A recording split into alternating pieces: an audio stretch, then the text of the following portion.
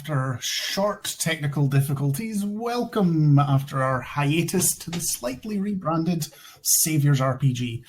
We're really happy to be back and with our new home here on Mixer. Felt it was time to make a move to join our good friends Dan Hobbs and Vic the Viking, who already call Mixer their home. This is our main weekly stream, but we will hopefully have the odd game stream and one-shots, whether it's Dungeons & Dragons or other RPGs. But keep your eyes peeled to our Twitter and Discord for updates and notifications. And for those wanting any even more RPG sustenance, we'll also be launching our podcast in the next few weeks, starting with a horror mystery based in the 1920s and using the Call of Cthulhu rule set. It's been really fun, I hope everyone agrees anyway, recording something different to D&D, and we can't wait to release that into the world as well. Podcasts will more than likely continue to run different RPGs, and if you have any other thoughts of things you'd like to see us try out, just let us know. We're open to all suggestions. Well, maybe not all suggestions, but most suggestions. Be careful now. Yeah, absolutely. I'll be very careful. Our last story was quite a long story, so we are changing our narrative a wee bit here. So along with the rebrand, and after some really helpful feedback we had on Twitter and from viewers, we're slightly changing the way the streams are going to run by focusing on slightly shorter narrative-driven stories. Probably be within 10 to 15 streams. And we're hoping that the shorter stories will make catching up for new followers a wee bit easier without a daunting backlog of hours and hours and hours to watch to understand who the characters are and what's happening in the world. Also allow us hopefully to explore different story focuses, narrative styles, and a variety of character experience levels.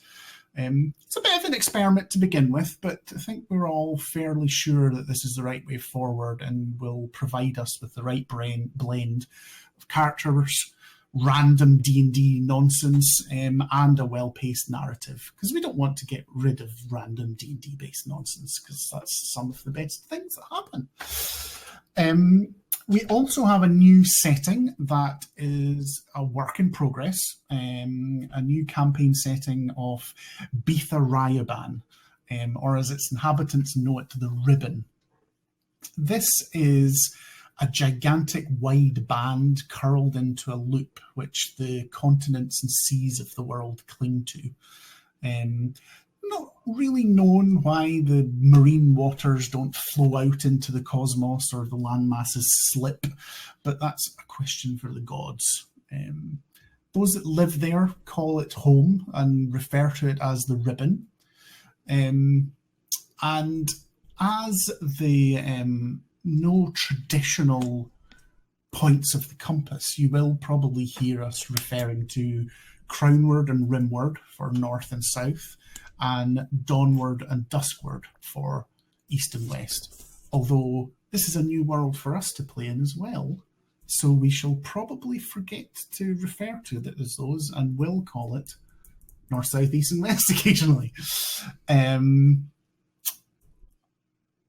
Last but no means least, it's basically a rugged world of classic medieval fantasy for the most part, but don't make assumptions. There's a lot of things changed, a lot of things taken away and completely replaced, and some of these differences may or may not appear in this story and be revealed through time. Well, that was a bit long-winded, but let's introduce the players. So I'm just going to go clockwise, and I'm going to start with Dombro. Oh, with me. Hello everyone, I am Dombro, and in this game I'm playing an orc fighter named Grashtar, who is a pretty cool guy. Yeah, that's all you're getting from me right now. That's fine. Emeros, do you want to introduce yourself? Absolutely. Hello, everyone. I'm Emrod, and I play Marion Lestrade, but more commonly known as Silvereye. Cool. And what type of character is Silver Eye without going into huge detail at the moment? Well, let's just say he looks like a pirate, but he doesn't dance like a pirate. Yep. Says it all. Okay. And he's human. Sorry. He's a human. Yeah. Super. Jabberwocky. Yes, hello. I am Jabberwocky, aka Jabber. I am playing Erithea, a wood elf. Erithea is out to kill all the undead on the moon. That's right, which is a little bit that we'll use. There's no or very little undead on this world, as one of the gods has banished them to the moon. Moon's haunted. I'm here to stop it. Yes, that's fine. And last, but by no means least, Mr. Terrorblades. Probably most least. Not at all. Yes. Wow. I play... Creepiest character, definitely. Yeah. I play Morungalash the Herichol, commonly known as Mor, a human wizard who wears simple sort of burlap clothing and wears a sort of grayish-white mask, who just seems to be sort of meandering about doing nice things for people without any real goal or grand objective. He just seems to go around and help people. Okay, that's a very worthy type person. So, I think as our story begins, we're going to have a wee insight into something that the characters don't know. But a short time ago, we fade in on a bleak and crooked tower. And this is perched atop a cliff top, bathed in the unhealthy, jaundiced light of a moon hanging in the clear night sky. A picturesque scene to some eyes, complemented by a wide river slowly meandering into the distance below. At first, all is still and quiet, with nothing more than the gentle susurration of leaves in the light wind and a few small bats feeding on insects in the moonlight. Suddenly, violent clanking and ratcheting noises of heavy iron shatters the tranquility. Lights flicker on in the tower as the noises continue for a short time before they end as abruptly as they began. Silence reigns once more until it is revealed to be nothing more than a pregnant pause. Flashes of purple can be seen through the windows of the tower before an arc of vibrant magenta energy sunders a hole low down on the wall and lances briefly into the sky. A mighty crack echoes through the surrounding land, sounding as though a god has raised their whip in anger. Stones and brickwork start to tumble from the broken wall, slowly at first and then with more urgency. There is a momentary pause. Bricks stop tumbling and the dust slowly settles, before a slight suspicion of movement breaks the stillness. Slowly, a large humanoid form clambers out of the hole and is silhouetted in the moonlight. Obviously powerful, it clings to the side of the tower, pausing to take its bearings. Another bolt of magenta energy cleaves the air, striking the figure, which releases a guttural roar. More bolts of energy rapidly follow before a huge explosion of flame brightly lights the scene as a huge fireball detonates close to the figure. Briefly, the grisly reality of the escapee is revealed. Turned away to protect itself, its broad back and shoulders are shown to be covered in welts and incisions, all drawn together with crude sutures. The sutures seem to piece together its skin in a horrific jigsaw. Patches of different hues and textures cover its form. It seems intent on escape, and as its vast muscles flex, it leaps from the tower down to the cliff-top edge before clambering over the edge and out of sight.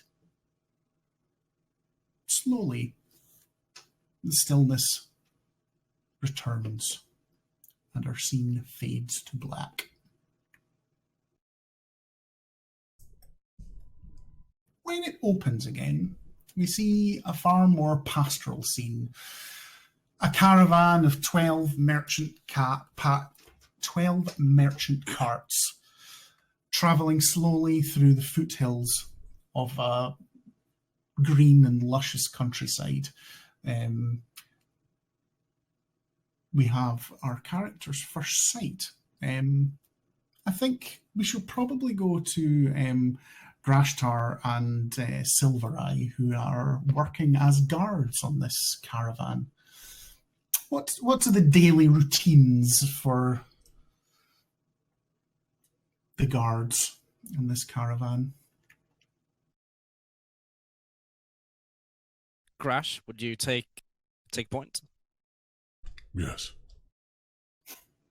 You go ahead. Yeah, Grash will basically be taking point most of the time.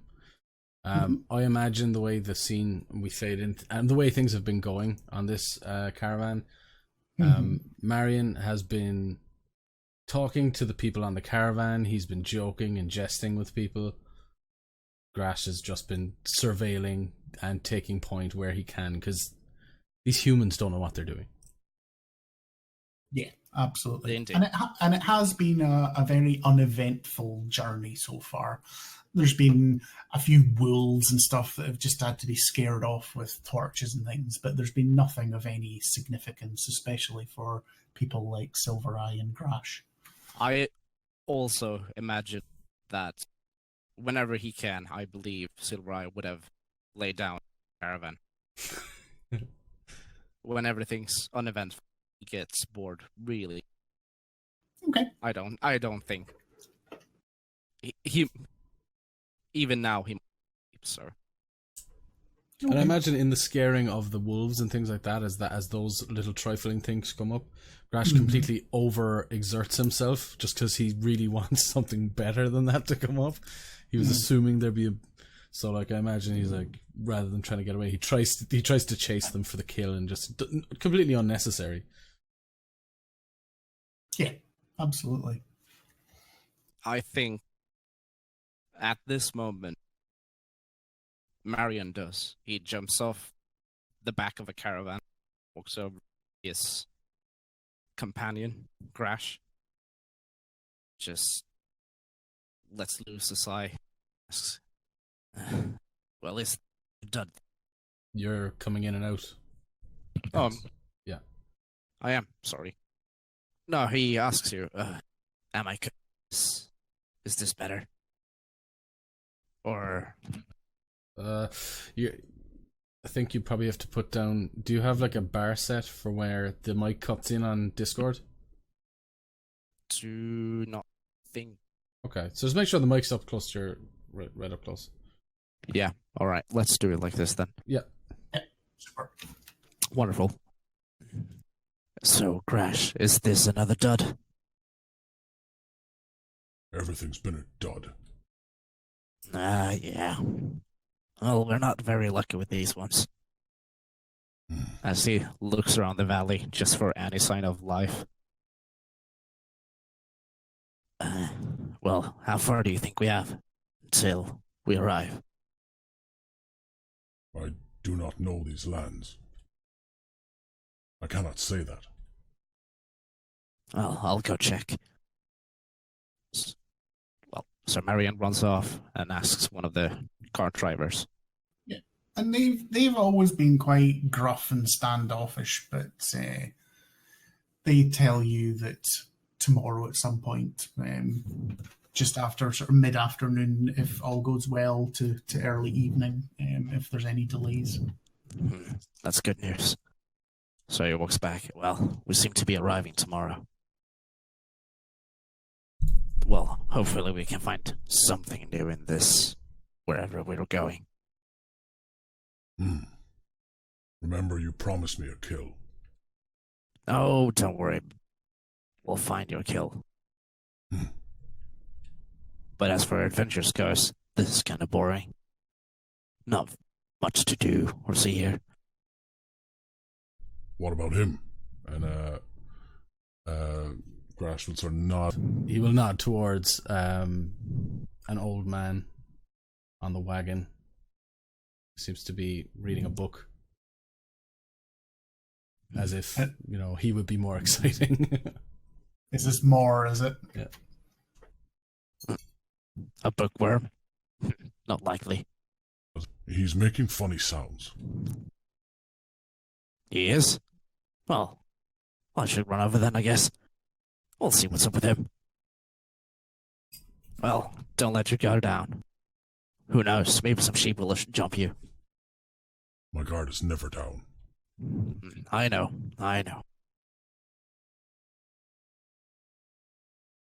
So does Silver Eye go over and speak to him more, or are you just observing him at the moment? I think... No, at first he's just standing in front of him, leaning down a bit, trying to look him in the eyes.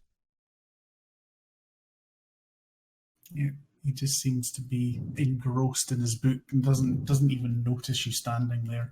What about your character, Jabber? Would Ertheria be next to more, or would she be elsewhere in the caravan? I think in the same wagon, I think Aerie has taken it upon themselves to talk the ear off of their driver about just everything, just non-stop words, just like a stream of just like, so like that's as I was saying, it's like, you don't understand that when they come down from the moon, they're coming to eat the babies, but not entirely all of the babies. They only eat half the babies. But if you put a symbol above your door, they will not come into your house to eat your babies. But that is only the blue ones from the moon. And then you have the red ones. They do much, much worse things to the children. They go after old people. God, so not that bad, honestly, if you think about it. But I mean. And your driver, I think you've got a large male orc called Single Fang, and he is just trying to disappear under the front of the caravan, just shrug away from you. Does not seem to be enjoying the conversation at all. And anyone else that had any sort of understanding of people and body language would know he just wants left alone to drive his car in solace. Do you notice Silver Eye coming over, or are you too engaged in that? Or yeah, I think at this point they don't even know what they're saying anymore. They're just talking to pass the boring time, and then look, someone else who will listen to me. It just kind of crumbles over back into the caravan. It's like, you're one of the guards, right? Me? Yeah. Have I told you about the moon yet? What about it? Oh, don't even get me started about it. You're the one that started it. You're right. So as I was saying, so there's the grey ones on the... Maybe not everybody needs to hear. I know you're interested, I'm sorry, but please start from the beginning. I think they'll enjoy the beginning. Right.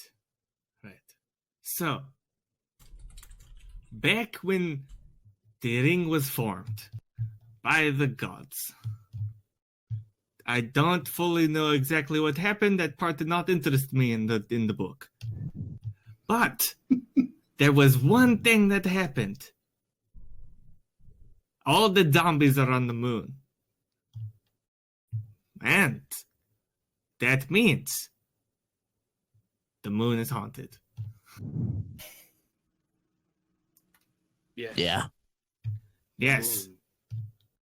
But when people think, oh no, moon is haunted, it's simple, it's just far away. It's a moon, you don't look at it, or you do look at it, it's just so far away. But what if we could go to the moon? No, you gotta wait. That could be interesting. See, if you could go to the moon, you could get rid of all of the hauntings, and then no more haunted moon. And then all of the world's problems are solved. Silver, Yeah, but- you can roll a history check if you want to know Oh, yeah.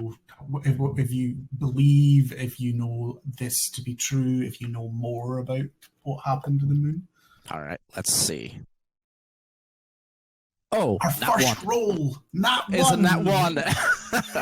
Off to a great start. It's perfect. It's like we never left. Well, I'll let you choose how you react, but you can. This is just information that is just totally new to you. You don't know if it's true, it's a lie, but you can react to it however you wish.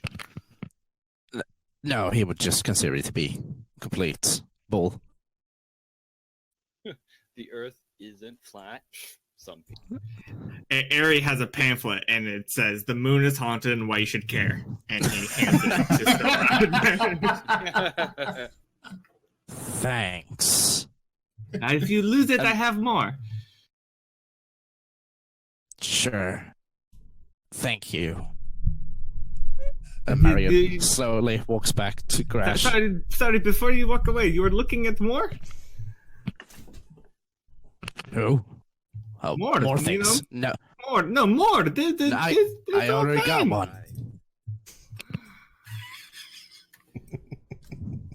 All right, You're really confusing me.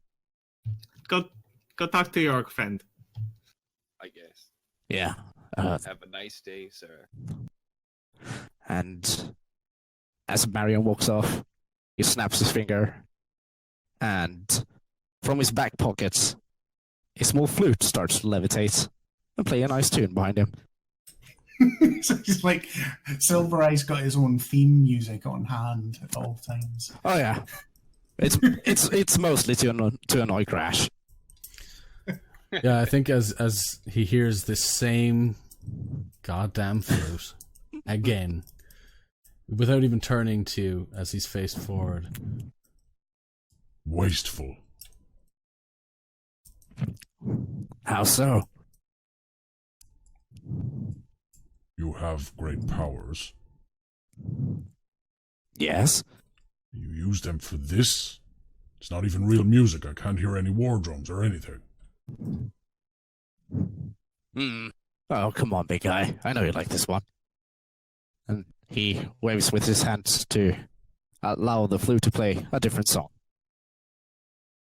Yeah, and Razes just shakes his head slightly, and he'll probably just grip his pick in his hand as he's looking at this little small human's cranium.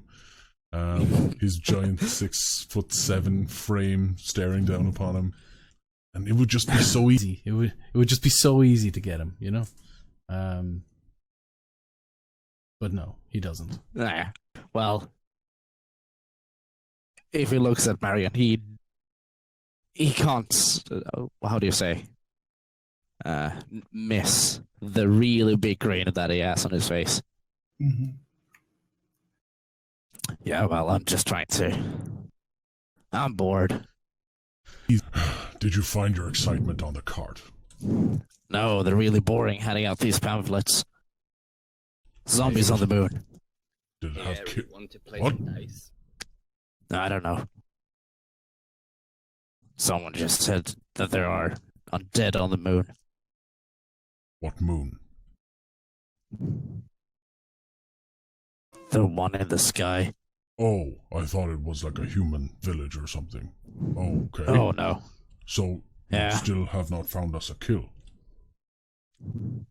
It's been 5 minutes. Give me a while. It's been 2 months. Yeah, well. No, not every trail is a hit. I know. Hopefully we're moving towards better Well, things. the last place was really bad. But I Ugh. got a really good feeling for this one. Yes, the last one was really bad. And why was it bad? Well, Uh-huh. it wasn't me. Look. It's not my fault that the Those kobold children were looked like the playing kid. hide and seek, and you told me that they were bandits to be purged. Look, it was a joke. I almost killed them. That wasn't me. That was you. No, I was only there because you said that's where we had to go. They were kids. They're still alive. Obviously. I was just kidding.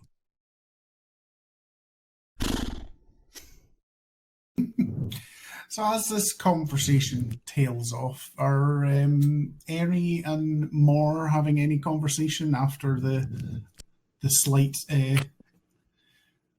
conversation with Silvereye, or have you sort of reverted to silence or anything? Do you want to play some dice, Eri? Yeah, let's do that. I'll play you for one zombie on the moon. Oh, no, I want to... fine, you can have one. You can kill one when we Just get to one. the moon. Okay. What dice game are we playing?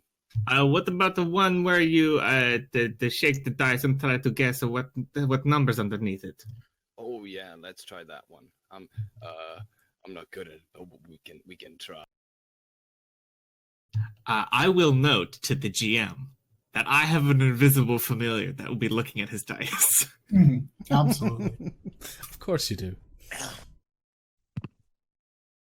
Wait, I need to concentrate.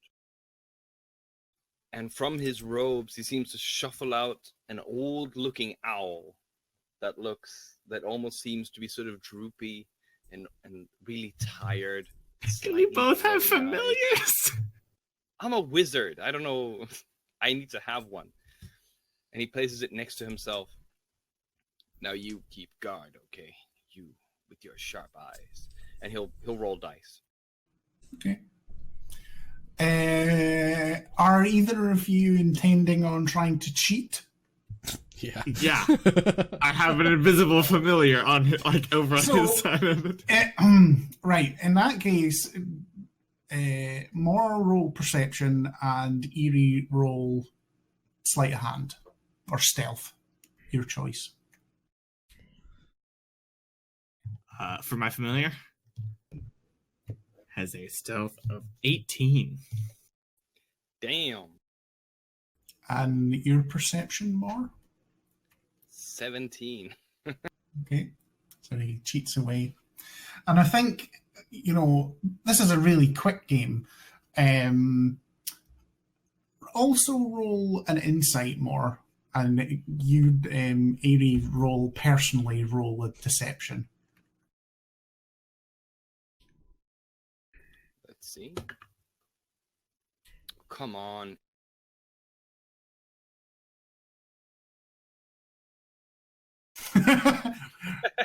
Eri, what was your deception? 25. Damn. Okay. What was your insight, Moore? Can I be Mara just for like 3? Nope. Nope. I got 11. Okay, so this goes on for a while, and I think you tell me more. Like, how long does it take for Moore to get fed up when Eri just wins hand after hand after hand after hand? I think after 3 hands, honestly, Moore will start hearing chuckling next to his ear. And then after a little bit, because the pixie, the sprite that I have as a familiar uninvisibles itself, it just starts laughing and just rolling on his shoulder. So Mort sort of bops the owl on the head. I told you to watch. And the little owl, it sort of shakes. Your owl is old just like you. Yeah, but he's a good old boy. And Yeah, he's nice. I forget, what was the name of your pixie again? He does not like telling me his name. They are tricky. It is in Sylvan. Do you speak Sylvan? I don't think so. I don't remember. No, I do not speak Sylvan. Yeah, that can't. It's something like They who dance with the wind on their shoulders on a Tuesday. It is long, weird, complicated pronunciation. Everything I hear about Sylvan is something long, complicated, and unnecessary. Is your mic okay? Yeah.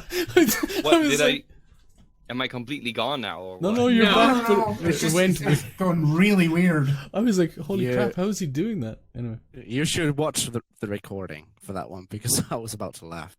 It Anyway. sounded really strange. Anyway, Ah. well, so do you know where we're going? I don't remember the name of the village at all. Me neither. But it was supposed to be nice. I got distracted. I noticed. But I drowned it out, when you do something and there's a constant noise in the background, like a waterfall, and then it just sort of goes away. Thank The you. sprite, It was very the nice. sprite is nodding because the sprite has to survive my just constant rambling. That is why I picked one that can speak a language, because then they can understand me and talk back. Yes, definitely. I was going to get a pseudo dragon, but they can't talk, and that makes it lonely. Yeah, but they have nice scales. They're very colorful. I like my pixie sprite. I keep calling it a pixie. It's probably offended. I don't know. Look into its tiny face. I'm sure we can. I'll do that later. Yeah, we can find out later what its opinion is. I'll do that later when I determine what it looks like. So as the conversation continues to be drawn out about the nature of pixies and familiars, and Grash and Silvereye continue, no doubt, to grumble about where the big kill is coming from, the caravan continues on into the lovely autumn day. Can Grash and Silvereye make a perception check for me?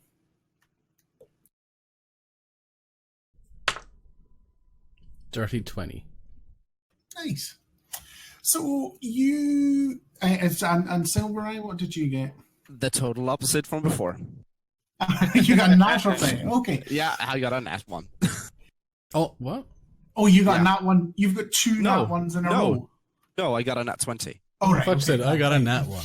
I thought you got Yeah. another nat one. Bloody hell. Right. So both of you at the same time, because you both got good rolls, you see over to the crownward, this road that you're going on is sort of going sort of crownward to rimward and a little bit to dawnward.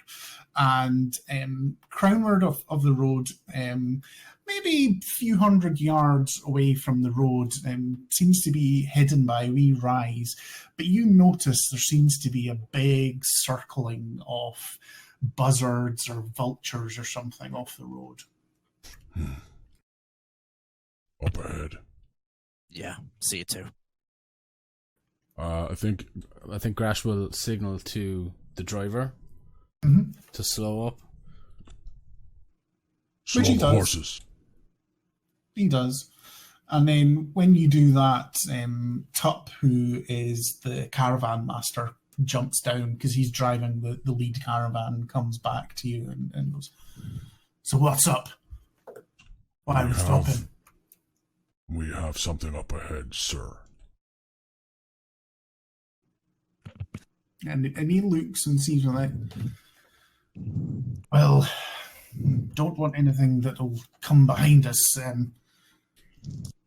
We'll carry on at a slow pace if you two go and scout that out. And why don't you see if those two magic users that are there will come with you, just so that we can keep two guards on the caravan, not split you up."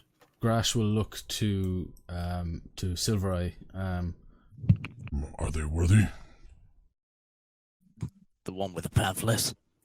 I don't know, but And can't Tup hurt, sort I of guess. breaks in and goes, "I don't care if they're worthy. Just tell them they'll get a discount on their travel if they go with you." I heard the discount. I care if they're A worthy. what count? Discount. Whatever, Crash. I'll. Grash just left. Uh, I think Grash just starts walking towards it. Okay. yeah, so. So Silverai, Marion walks up to the other two.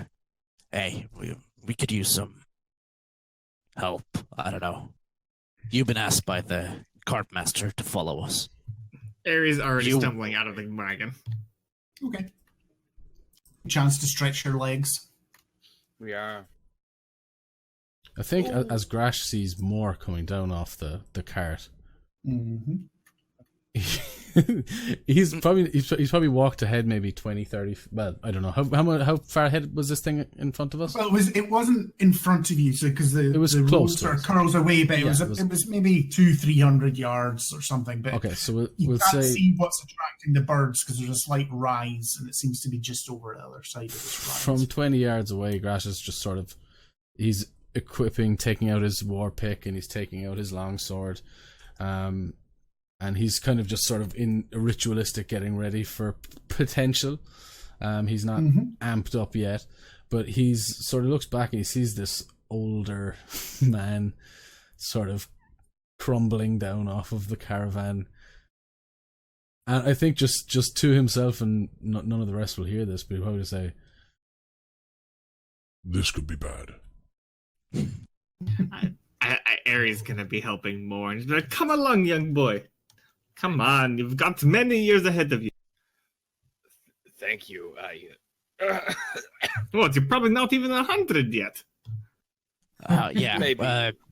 follow Whoever. us. And as the four of you start marching off, I think this is the first time probably get you each to give a bit more of a sort of a detailed, once we can see all of you full length sort of striding off into the heather. I don't know who wants to go first to give you a more detailed explanation of what you look like and what you're wearing and stuff. Start with Moore, seeing as he's the one that's being talked about. I'll do it in reverse order from the way you introduced at the beginning of the stream. "You're crazy, Squid. You're crazy." Come on. More, as I said before, wears a mask covering the face, and then he wears burlap sackcloth that basically covers up all of the like the head and the neck, and he basically has like a burlap, not a skirt because that doesn't go down to the ground. Wizard's dress or something. You just call them robes. Okay, yeah. So, sacking robes. Yeah. It almost looks like he's floating because you can't see his feet, sort of thing. Yeah. And like his arms, and if ever you can see his feet, they're all like covered in burlap wrappings as well, and he's very, very frail. And his face seems to, the mask he wears always seems to have a very what would be, to me it looks sort of slightly disdainful. Yeah, no, that's fine. A disdainful look on his mask. That's fine.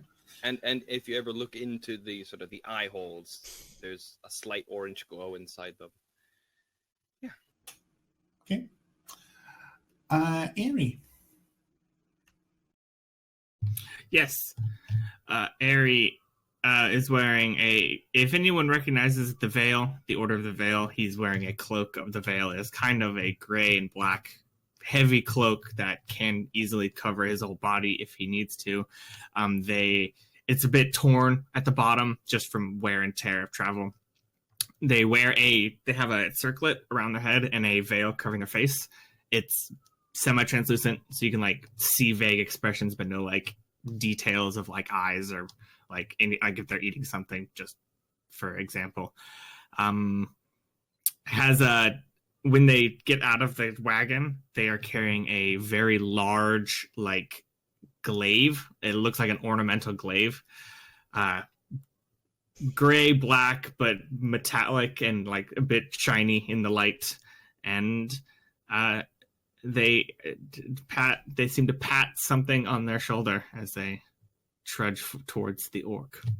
And all of the characters would know that the veil that was mentioned there is the god of death, entropy, renewal, and also of law on the ribbon. They are considered a neutral, and they have their priests will undertake funereal rites. They will also be present in courts of law in the big cities and things like that. But it is also about, they believe in not quite the Buddhist sort of thing of reincarnation, but there is a sort of inkling of returning back to the thing when death is not the end. There is a renewal, but also Ares may be a little bit different to any followers of the Veil that you may have encountered before, as most of them are very, very close-mouthed, very prim and proper, and usually very, not as talkative as Aerie tends to be. They tend to be shunned a little bit, but not because they're evil, just because not a lot of people actually like to be reminded of death and entropy and things like that. And with that said, Silver Eye, give us a bit more of an in-depth talk through what Silver Eye looks like. Absolutely. So, Marion is a mid to late ages of mid to late to 30s. He is a man that has seen a lot of action, as you can tell from the scars on the diagonal scar on his face, as well as he has this look in his eyes, always looking for the next enemy or whatever it might be, always keeping some sort of being perceptive about his surroundings. He wears a brown sailor's coat, or rather sailor's jacket, along with a reddish, what's it called? Tricorder? Tricorder hat. Yeah. With a stylized, you could say it almost looks like a sun, but it could be a light source as well on it that matches the one that he has on a ring that he's wearing. So he's around 180 in length, not very muscular, and long black hair. Cool. And Dombro, Grash. Yeah, so Grash is 6'7".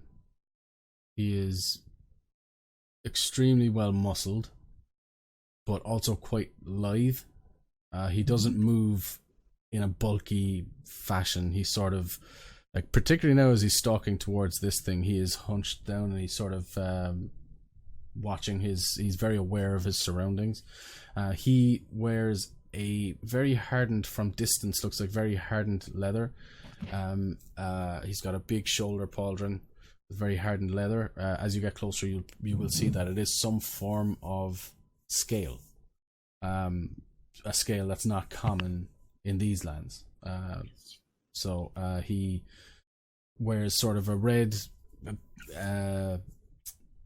shirt, if that's anything to go by. What do you call it? A tunic. Mm-hmm. And he's got several hooped earrings and like teeth and things in his ears. And he's just big, brawling. He carries with him longsword in one hand, war pick in another, and on his back, sort of almost looks like a reliefed sombrero, but it's actually a shield that he has on his back, which has a little device in it that he can just slide the two into the back of the shield. Nice. And those are now out, and he's stalking towards this thing. I take it Grash is going to take lead. Is that Oh yeah, he's already. normal between you and Silver Eye, or Well, what's normal is Silver is usually still talking, and Grash has left. It's Yeah. Or if it's a bigger camp or bigger group, usually Grash would take more of a tactical route. Yeah. And Silver Eye would probably run off somewhere and just grab their attention, proclaiming that he has arrived. exactly, and then Grash would come in from a flanking angle and just mess their life up, and then Silver would mess their life up too. Cool. Yeah. Describe how, so I know how to describe this. How far will you go before, pausing and checking and things? What sort of thing? So what you're seeing is you've come off. It's 300 meters from. It's 300 feet. And it's from rocky boulders. There's sort of mid ankle length heather, which is not too bad to think. So there's not a lot of places for anything to hide, but it's a slow incline, and then it seems to crest and go down, and whatever seems to be attracting these carrion birds will be just over the crest, out of sight. Well, I mean, I'll put it to you this way. He's overreacting like he overreacts to everything. So he is scanning for everything and anything. That's what he's doing, and he's doing it all the time. He's just literally locked in. Okay. And, trying to, if there's something up here, he wants to be the one to kill it. That's fine. Is the party are you going 2 and 2, or are you keeping close knit together? I'm ahead. Yeah, you're ahead. Yeah, I think Aries gonna start jogging up to Grash, and just as they're running, just hit their staff against the ground, and suddenly for a brief second, it looks like they're in a full suit of black metal armor before it just turns invisible as he casts mage armor on himself. Ah, cool, nice. Or armor of the veil. As Eri catches up to Grash, Grash will start running.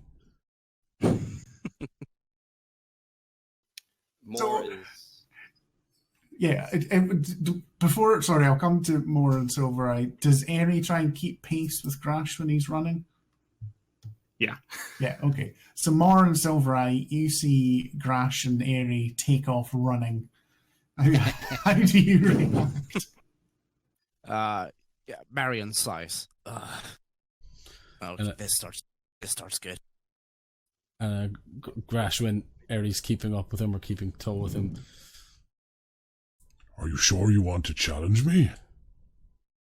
I am just a young 756. I got time. What? I have my youth still. What are we challenging for? Have you I been thought we were drinking? going. I don't think. Sort of slows to a jog. What do you mean? 750. Yes. What, like lizard years? No, that's the regular human years. I am an elf. Huh. What age do you look? Probably 20. Fucking hell. Yeah. So the Grash hasn't had. He many looks run-ins. and acts like a young teen. He hasn't had many run-ins with elves. He knows of them, but I don't think he's actually interacted with many. Right. Just don't slow me down. No, we're going together. It is team. I think as you slow to that pace there, you're maybe coming to within about sort of 40 feet of the rise now. Would it be fair to say, does Grash pause here, or does he just charge over the rise? No, he'll have a look and see what's down there. Okay. So you'll go and look rather than wait and try and hear or anything. Right, okay. So that's fine. So you go... Actually, you'll probably hear something before. So actually, both of you two make a perception check first. 15. Okay. 0. Is that a natural 1 minus 1? Welcome to episode 1, ladies and gentlemen.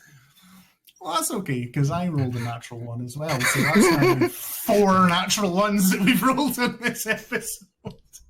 Yes. We're knocking So, them out early. As I think probably, you've not run massively ahead. You're maybe about 60 yards or so ahead, or 60 feet or so ahead of Marion and more. And you're sort of slowing down to this trot as that thing goes. And just as you do, from over the rise, you sort of start to hear, and there seems to be a few voices sort of speaking in a very sort of staccato language. What languages do you all speak? Orc, Primordial, and Celestial, and Common. Damn. Common, Elvish, Sylvan. Okay, at this moment in time, it's just you two that's there. Neither of you understand the words, but there seems to be a discussion going on.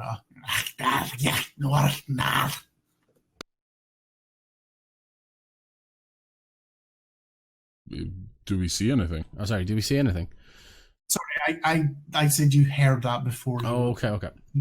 You can continue to look. If you wish, Hold up, we should wait for your talkative friend, the flute one, Why? because it sounds like more than one voice, and we were told to come together. I cannot lose him even if I tried. Oh, you've got the guy like that too. And I think just in talking, like Eri sort of distracts Grash long enough for the other two to The catch point up, of it. whether he wants that to happen or not. He does not, but it happens. Okay. This conversation is continuing over the way. And what languages do Moor and Silver Eye speak? Common and Dwarven. And Common, more? Orcish, and Draconic. Okay. Moor, you understand this to be Draconic being spoken. And you hear a conversation between whatever creatures are over there discussing how much meat that these corpses that they've found can be cut. They seem to have just come across it. They haven't touched them yet. But 2 of them seem to be very nervous due to the wounds that seem to be showing, and they think that they should run away because of what has created the damage in case it's still around. The creatures down there speak Draconic. They're talking about food. I wonder. Shall we go closer and see what they? And make one perception check for me, more just before you all move. 13. Okay, that's enough because they're not trying to be quiet. And the leader just goes to them. Quiet. Remember, we have our protector with us. And that's it. Old man, what are they saying? The creatures down there are talking about that now they need to be silent because they have a protector with them. They were discussing the meat. They found corpses with meat. Protector? And yes, a protector. They're going to eat corpses? Well, doesn't everyone eat corpses? Who are you people? I am Marungalash the Heritage. Shush. Also, I don't eat corpses. Quiet. I think Grash is just going to start stalking down. Maybe he's going to go laterally to try and get a view of whatever these things are. Mm-hmm. And I think he'll probably nod to Marion as well, sort of nodding his direction. So you're all trying to stealth? And we get stealth rolls then. Or if you are, that is. Yeah. Sure. Let's give it a bash. Yeah, let's go. Go wrong. Yep. Yeah. Moore tries his best. Okay. That is 13. Okay. 11. 23. Damn. But as Grash takes one way, Marion takes the opposite. Okay, that's fine. And more, sorry, I didn't. Usual hear the roll. procedure. 10. That's fine. Are we in dim light? No, Daytime. It's Dang. it's daytime. It's probably about 3 or 4 in the afternoon. So, and it's autumn, so it's still nice and bright. I'll just wait for a shadow to pass of a cloud.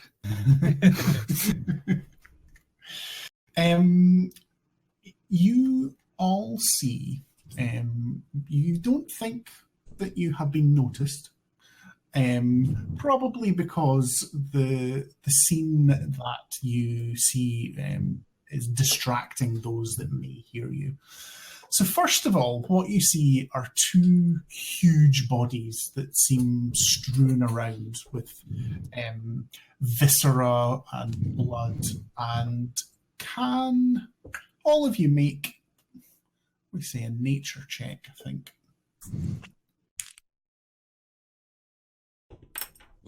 Not one. Not one. 10. Okay. 16. Oof, 7. Okay. Only Eri recognizes them. You all realize that these are giants, but you specifically know that these are hill giants that have been killed and are lying.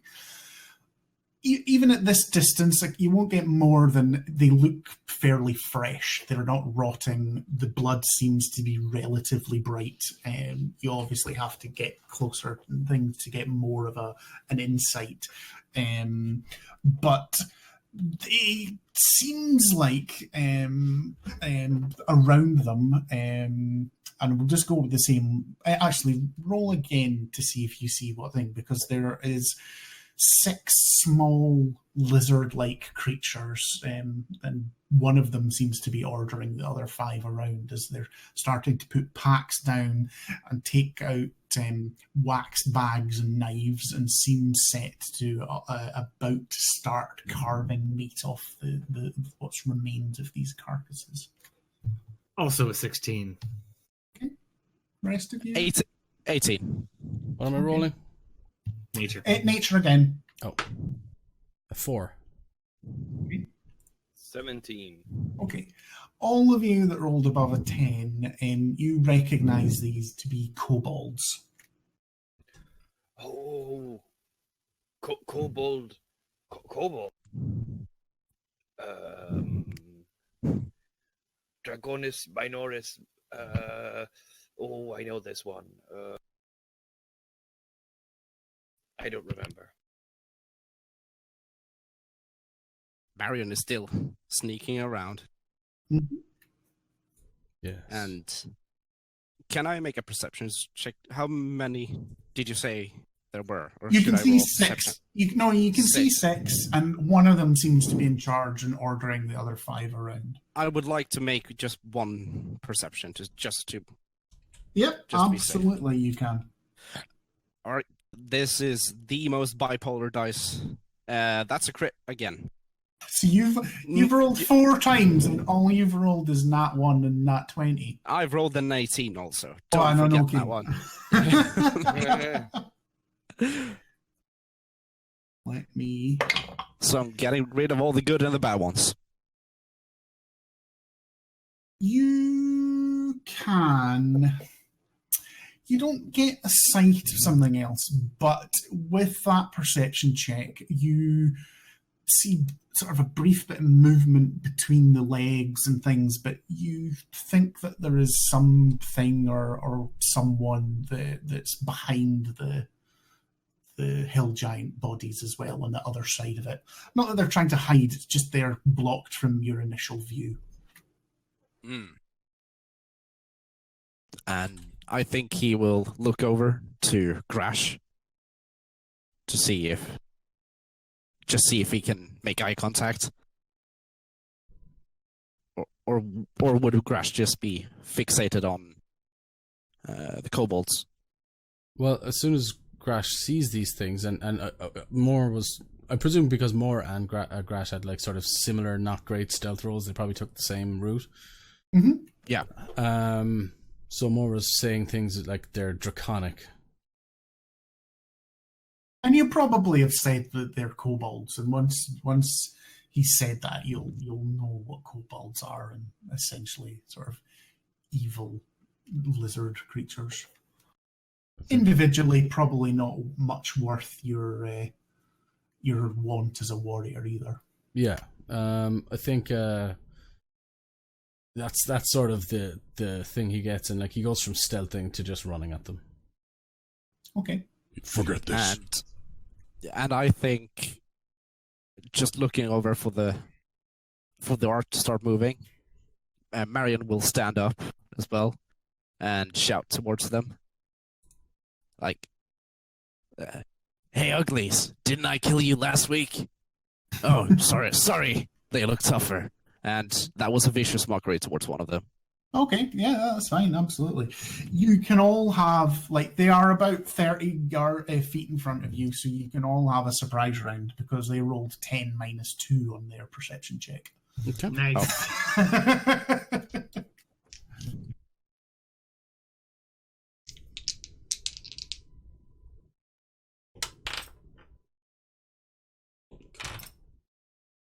Did pretty good with that initiative. 15. Are you rolling initiative or attack?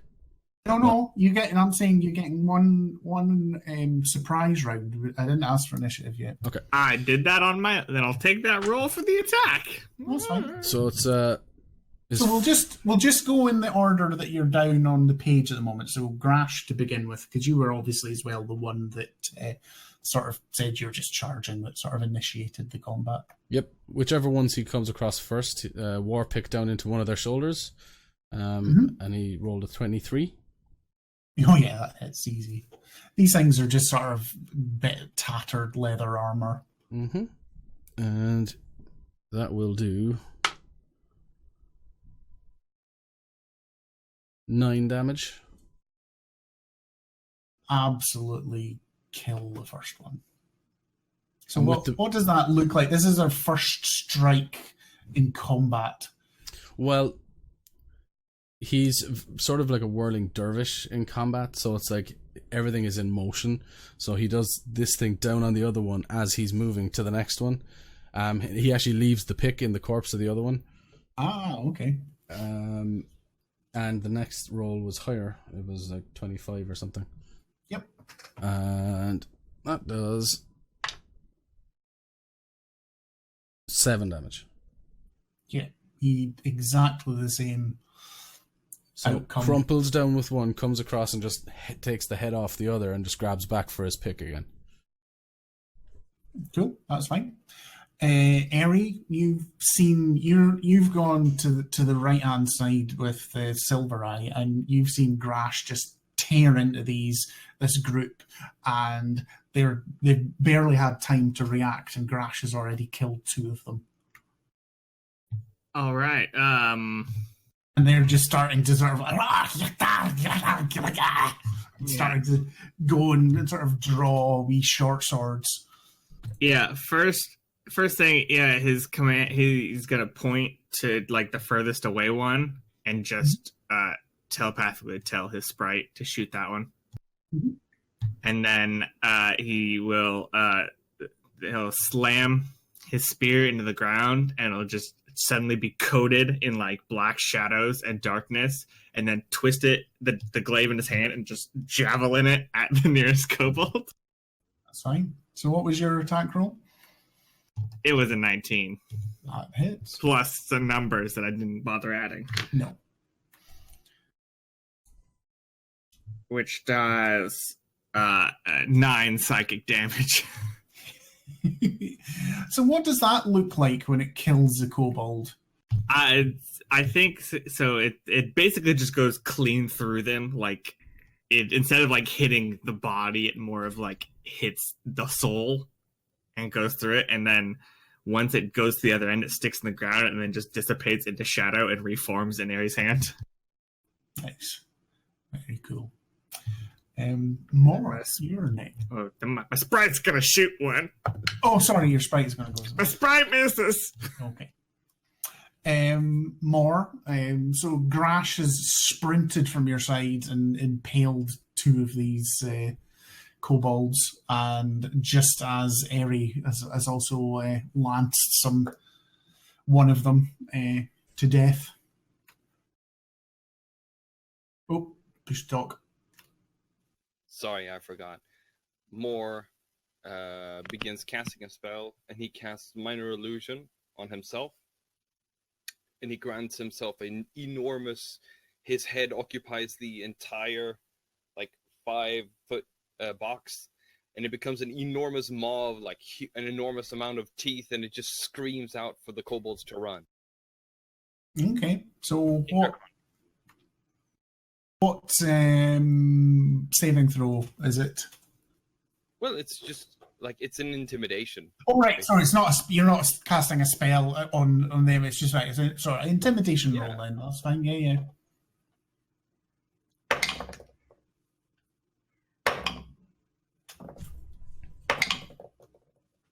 Let's Okay. see. 16. Oh, 16, sorry. Obviously, they've not timed that yet, but you think two of them seem like they're almost ready to run. Okay. And he just stands there pointing. That's his turn. That's fine. Last but no means least, Marion. Yes. So that was the vicious mockery that I just threw out. Ah, yeah. Okay, that's fine. So remind me, what is that, a saving throw or attack roll? Or Saving throw. And what type? And what's the DC, the difficulty class? The 14. And let's see, what it actually is it? Wisdom, it is. Well, they rolled an 11 minus 2, so that's a 9. So roll your damage. Yes, and it's a mighty D4. It's a 1. Okay. They're weak, but they're not that weak. You don't say. You see it it looks like it's definitely got it's got a major headache coming on. That way, when you get that dull feeling just before a migraine comes, that's how it's looking. Never had migraine. Don't know. Don't get them, they're horrible. Right, so now it is time for initiative. Not as good on that one. 17. Same. 17 for Moore, 18 for Silver, 7. 7 for Eri, and Grash, 3. Apologies if you were doing that. My head was down writing. No, it's fine. I got 3. Yeah. It is the kobolds that actually managed to react first, with 2 of them seeming intimidated by Moore, moving off 30 feet and drawing slings and attacking. It'll either be Silvereye or Eri, because you'll be the closest. It'll be Eri that gets 2 slingshots fired at them. Cool. So the first is a 9. That will miss. And the second is an 8. That will also miss.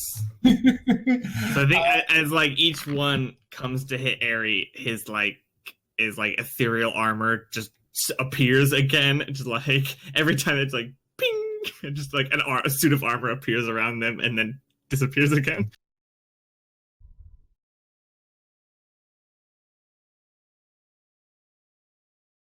That's fine. That's really cool. The third one, however, is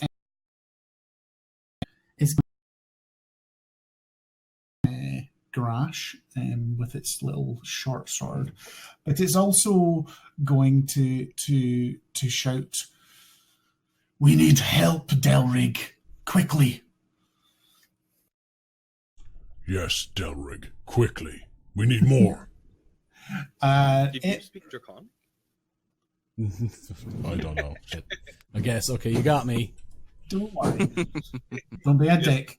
It rolled a 12, so it clashes off your armor or whatever as it tries to stab at you.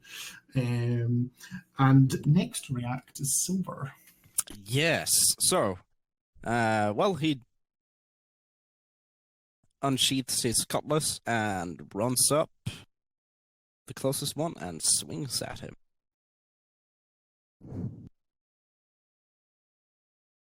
Absolutely. So that's the one that's engaged with Grash because the other two backed off 30 feet.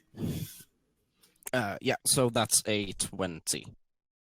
Yes, that does hit. Let's see. Mhm.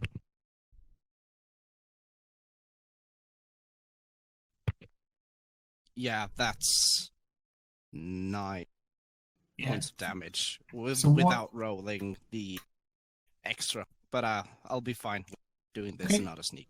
What does it look like when Silver Eye runs it through then, killing it? It's. I think he mostly keeps eye contact with Grash and just rams it through its head. Like this. It's like really like this is just like making breakfast, you know, it's absolutely, it's barely worthwhile paying attention sort of Yeah. between the two of them. Yeah. Okay. Any bonus action? Well, a shrug. Okay. And he just looks around a bit. Fair enough. Yeah. More. You're the third. What? Sorry if you heard that car. It's somebody outside.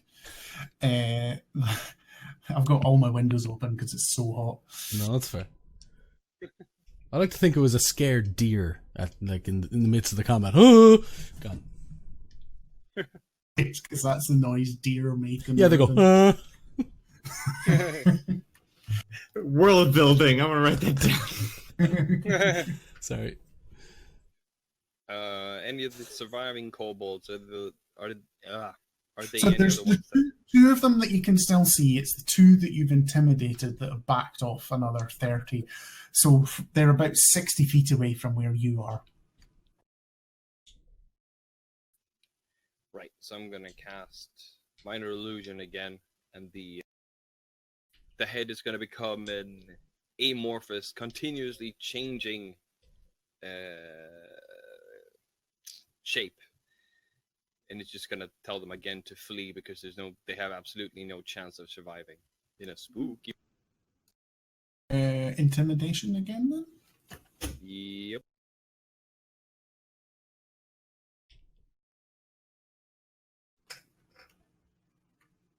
Ooh. 20. Oh, sorry, you cut off. I didn't hear the actual number. 22. Oh yeah, that's fine. Yeah, you think you have intimidated them both further. But again, because it's not a spell, they have to wait till their turn before you hear any sort of reaction. Any bonus action or movement? No. So as Moore finishes his turn, you all hear a sort of slight tearing noise as another lizard-like creature climbs up from the other side of the hill giant corpses to perch atop it.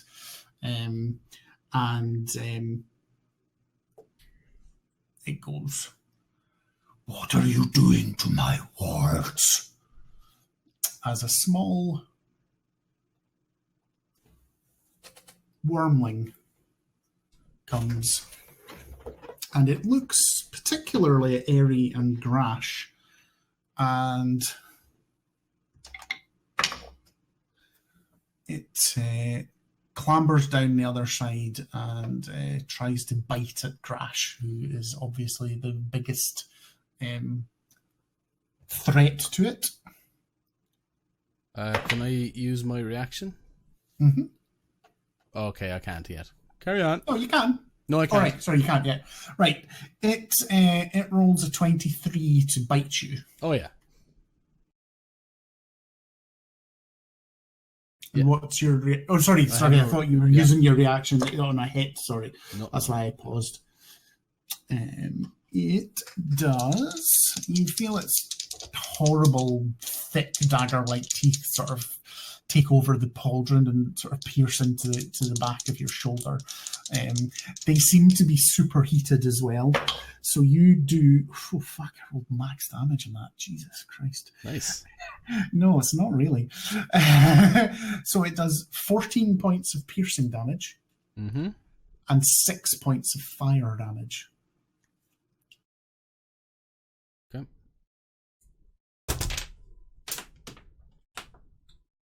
And it just lets out a roar in both of your faces. Yeah, that sounds painful.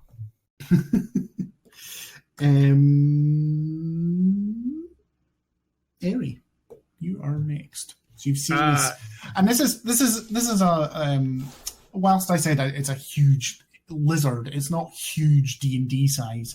This is probably about the size of a Komodo dragon or something like Large. that. It's maybe Medium? 7. It's still classed as medium as far as the game's concerned, but it's probably 6 or 7 feet long. I think with the bite, you'll hear like a... Rah! with the pain. I will. Since he said something about a bruise, like it wasn't me, and I will cast Eldritch Blast on the 2 remaining kobolds. All right, okay, yeah. I got a 12 and 13 plus numbers. They are AC's 12, so they both hit.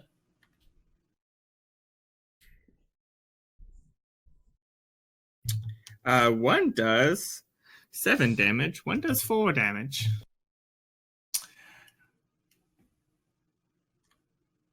You kill one, and the other one looks very raggedly still alive. And then the orc boy, why? And then he'll just like point the spear, the glaive over at Grash and be like, it's not your turn to die today, and I will heal him with my healing magics. Cool. Ugh, What are they blasphemy. called? It's called Healing Light. I will use one of them. And So what does that feel like or look like to Grash? So yeah, the spear is pointed, and then it's like just a little globule of shadow just kind of spirals towards him, and just kind of very slowly, like if you see like ink underwater, where when they hit other stuff, it just kind of like slaps him across the face, and the ink like trails across his face. And you are healed for 3 with 1 temp HP. Does it go in his nostrils and his mouth Yeah, as he like- breathes as well? Yeah, I like that. Yes. And you're healed for 3, and you get 1 temp HP. These heals are too powerful. So good. Do you want to do a bonus? Oh, that was your bonus. That was my action. bonus action, and my Yeah, action yeah. was And the movement. bad. I'm back away. Okay. Last but no means least, Grash. Yeah, Grash will look at Eri after he does that with just daggers. Like, a warrior needs to feel the pain. But anyway, turns back around and he's going to unload the... Okay, so he's going to go pick first towards the wormling's eye. Mm-hmm. That's 18 plus 7, 25? Yes, that definitely is. Yeah. That's full max damage, that's good. 8 plus 4, 12. Yep. Does he get his eye? Yeah, let's see. It does. actually just sinks into it, and you sort of see it burst and sort of trickle down. Okay. Sorry, was that 12 damage, did you say? Yeah, 12.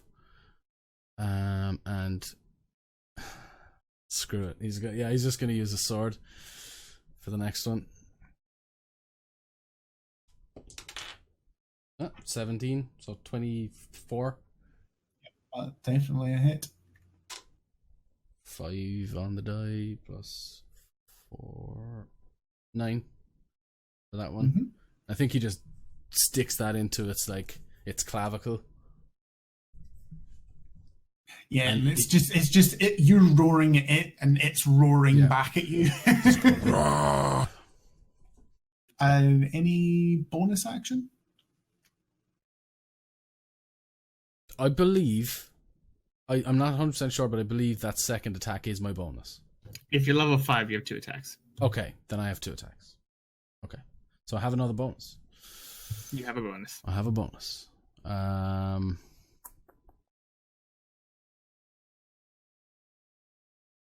mean, well, I'm not going to do this now, but for future rounds, technically your 2 attacks would be 2 with the pick, and then you choose to do the sword strike as a bonus action or something else. Oh, okay. But as I say, I'm not forced that on this. To be honest, they have the same stats the way they're being used, so mathematically it makes no difference. I just say that just in case you ever get a different weapon. Yeah, for sure. Different modifiers or anything like that. I hear you. So you'll see him just sort of take a moment after he's taken this big bite. His heart will begin to beat, and he will just kind of go quiet, and he will second wind, and he will get flex the pain away. Yeah, he basically fighters. He regains 10 HP.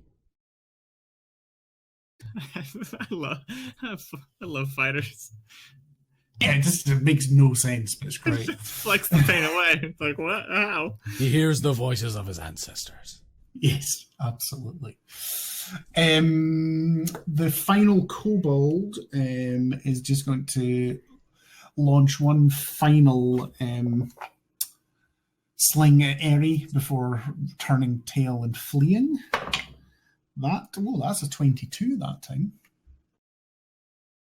Which I take it hits you with your mage armor? Yeah, it does. I was really hoping he did hit me. It does a massive 5 damage. Alright. And can he make me a dexterity? A wickedly sort of sharp stone to the side of the head. Can he make me a dexterity saving throw? Yes, he rolls a 14. That does not pass my DC, so Hellish Rebuke goes off and just a pillar of fire explodes underneath. I know they're resistant to fire because they're kobolds, but I don't think he's resistant to 3d10 damage. Especially with 1 hit point.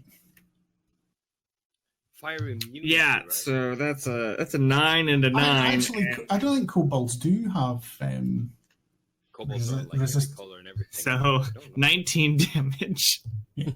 So it sort of throws the bolt of the sling at you, seeing it strike and sort of smiling at itself before just boiling into a conflagration and just sort of falling to the ground dead. Eric gets hit in the head and just snaps his head to that kobold. That's so cool. There goes my 2 spell slots for the day. Silverai, you are next. Yes. So, I'm gonna roll my attack. Yeah, I'm gonna get it, of course. Mm-hmm. So you're standing shoulder to shoulder with Grash, with this beast that's bitten him on the shoulder. No, I'm standing more to the side of the beast. Okay. Let's see. That's a 23 to hit. That hits. Yeah.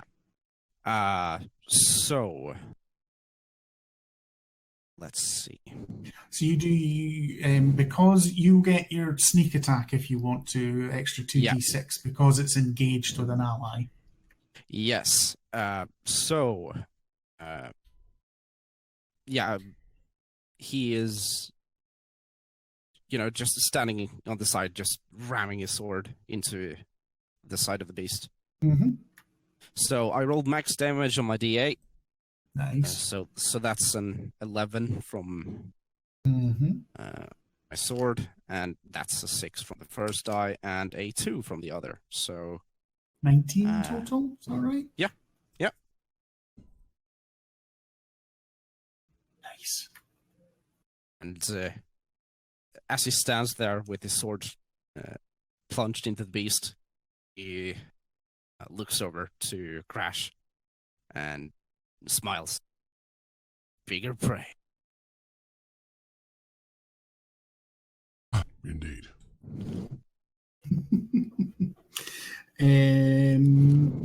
Mar is third on the initiative.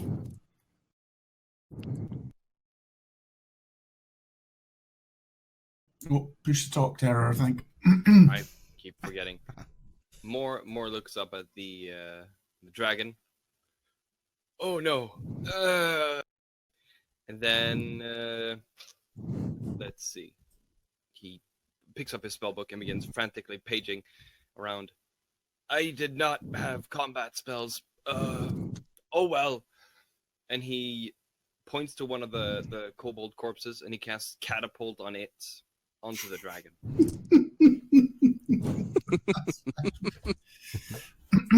So is that an attack roll? Or a saving throw? I'll do that. There we are. Then I am not the only one who reads.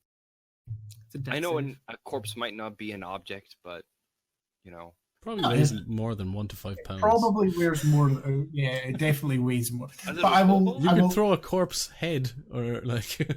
Oh yeah, absolutely. The charred remains of the rebuked one. But I will say that you could like one of their short swords or something like that if you. But yeah, absolutely, a kobold's going to weigh more than 5 pounds. Dex save. Was that what? Dex saving throw. Where? He rolls. What's his Dex modifier? 15. Oh, that's the number. 15. At this level, that's about right.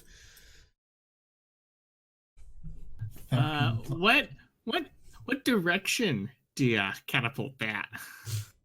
At the dragon. It's long enough that it's not going to it's a straight line. So I'm not going to ask Grash or Silver to make dexterity throws, which I know that you were hinting at, Mr. It happens all the time in my other games. The cast catapult, the enemy dodges, the person on the other side of the enemy fails to check, and they just smash it. No, we're okay because it's a long creature. Silver's on the side of it, and Grash is nose to nose, so there's plenty of space for it to go in this. I think in this it hits it and just sort of glances off its scaly hide without doing any damage to it. Any bonus action or movement more? No. Then it is the wormling. And I think it will probably turn and bite Silver because you've done, although Grash did more damage to it, you did the most in a single hit. And it's going to try and bite you as well. Go ahead. That is a 14. So that's a miss. And for flavor, the way Marion dodges, it seems almost childish, as if he is not really trying. So it's almost like a reaction to you stabbing it in the side. It sort of arches round and sort of but it just bites the air as you sort of nonchalantly just sort of turn your body to avoid its bite. Yeah. Cool. It's not going to run or anything, so Airy, it's back to you. Oh, cool. I'm gonna Aries will the jog forth and stab it Yes. with my shadow blade. Does I don't have a very high to hit on that, unfortunately, because it's not a spell. But it's 14 plus 18. Does an 18 hit? 18 does hit. Nice.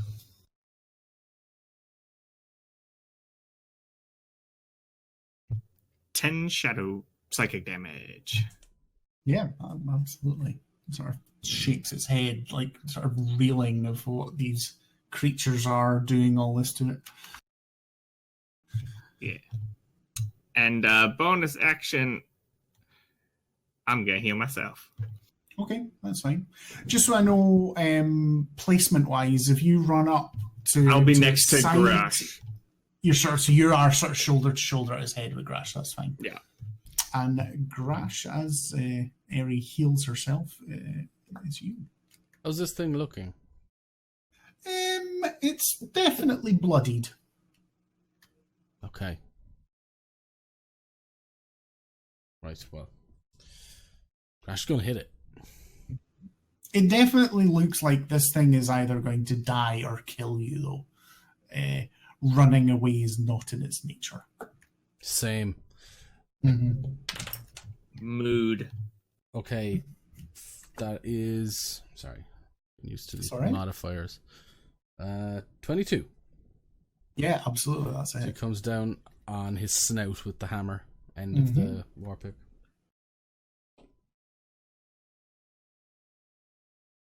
Do 6 damage. Yep. And I get another war pick, and if I want, I can do another. Yes. Yeah. Okay. Right. Sword. Okay. So You get 2 attacks and then a bonus action, and one of the bonus actions you have is to make a third attack with your offhand weapon. 19. 19 hits. Sword. 10 damage. Mm-hmm.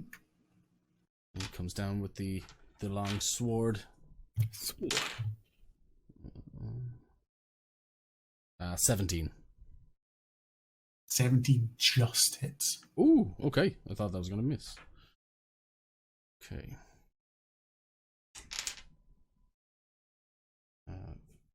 9. So 9? he just Yep. slap, gore. And you can see this thing is looking a little bit like, maybe I have underestimated these creatures and like that. I assure you have. Back to the top of the order. No cobalt, so silver. Yes.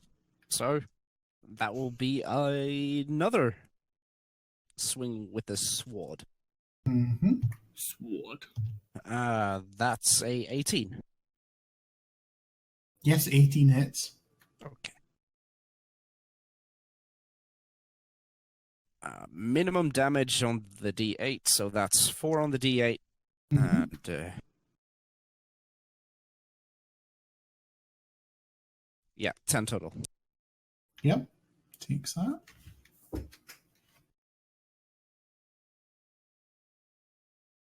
Okay. Any bonus action or movement? Yeah, he's actually going to back away. So using your bonus action to disengage? No, I'm using my swashbuckler feet, fancy footwork. Ah, that's right. That's correct. So, yes, so he can't make an attack of opportunity against me because I've hit him this turn. Because I've stabbed him. Right. Yeah. Yeah, I do like so that swashbuckler ability. It's cool. it is. So I'm just gonna back away for a bit, see if he does anything tricky. Yep, absolutely. That bite. The bite scared him a bit, even though it won't show it. Yeah, even though it didn't hit him, but Yeah. you could see just how much it could have hurt. Oh yeah. More. You're next.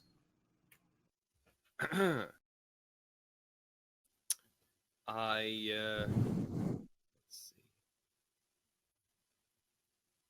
Yeah. No, yeah. Fuck it, I'll do it. I'll cast Frostbite. Mhm. Let's see. Yeah, and he makes a con save. Okay.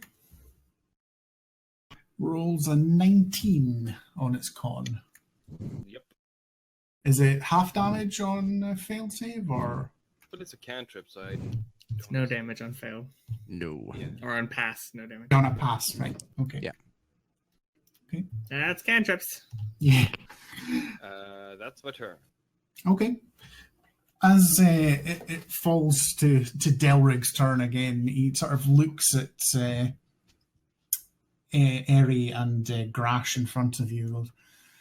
You can see its breathing's laboured. There's a few sort of cuts and this blue thing's like, I think I have underestimated you, but not anymore. I think when he says that, Grash was like, Right over here. As that takes a big, deep breath and spews flame that washes over Eri and Grash. Need you to make a DC 13 saving throw. DC what? 13 for dexterity. Oh, Dex. Oh, God. Okay. Nope. I rolled a natural 15. So 16. Okay. I rolled a 5. Yeah. Okay. So Grash will take half damage and Eri will take full damage. I neglect to mention I'm fire resistant. No, because you're not.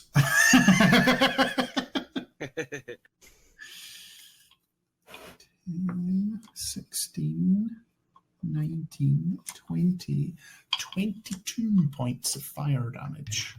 Ow.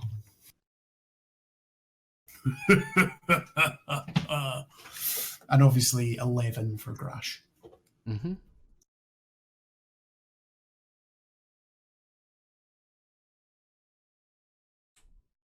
And then it is Eri's turn. I did a con save for my weapon. I did pass, just letting you know. I've been doing that on my own. First things first. The hero of the night, my sprite, appears in front of this dragon's face. I thought you were doing some like weird Green Lantern poem Nope. there for a second. My sprite appears in front of the dragon's face, draws forth its long sword, aka toothpick, and stabs it in the eye. Okay. The other eye. Yeah, obviously, yeah. With a +2 to hit. It rolled a 17. Fucking It does 1d1 damage. Glad you used your gun. I think with 1d1 damage, it definitely goes for the eye, but it doesn't have the same result as what Grash's pick through the other eye happened. But it does take 1 damage. I was just hoping that he was stuck on 1 HP. And that might fix it. It is looking pretty rough, but it's got a wee bit more than 1. Dang it.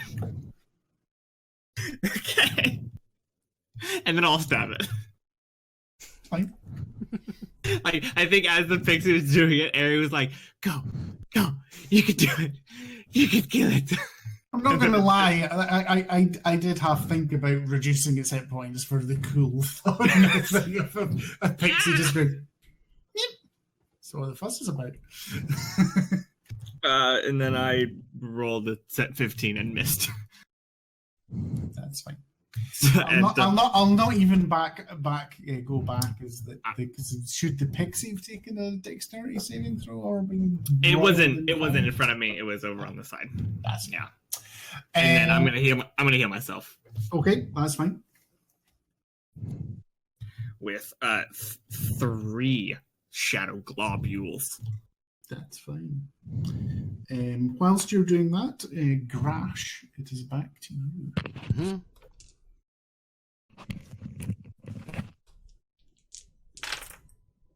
Oh man, I just rolled 2 18s. So the 2 hammers are 25s or something. No, it's plus 7. Two picks. Yeah, that's fine. Roll damage on them both. Oh, they both rolled 3. So that's 3 plus 4, so 7 plus 7 for 14.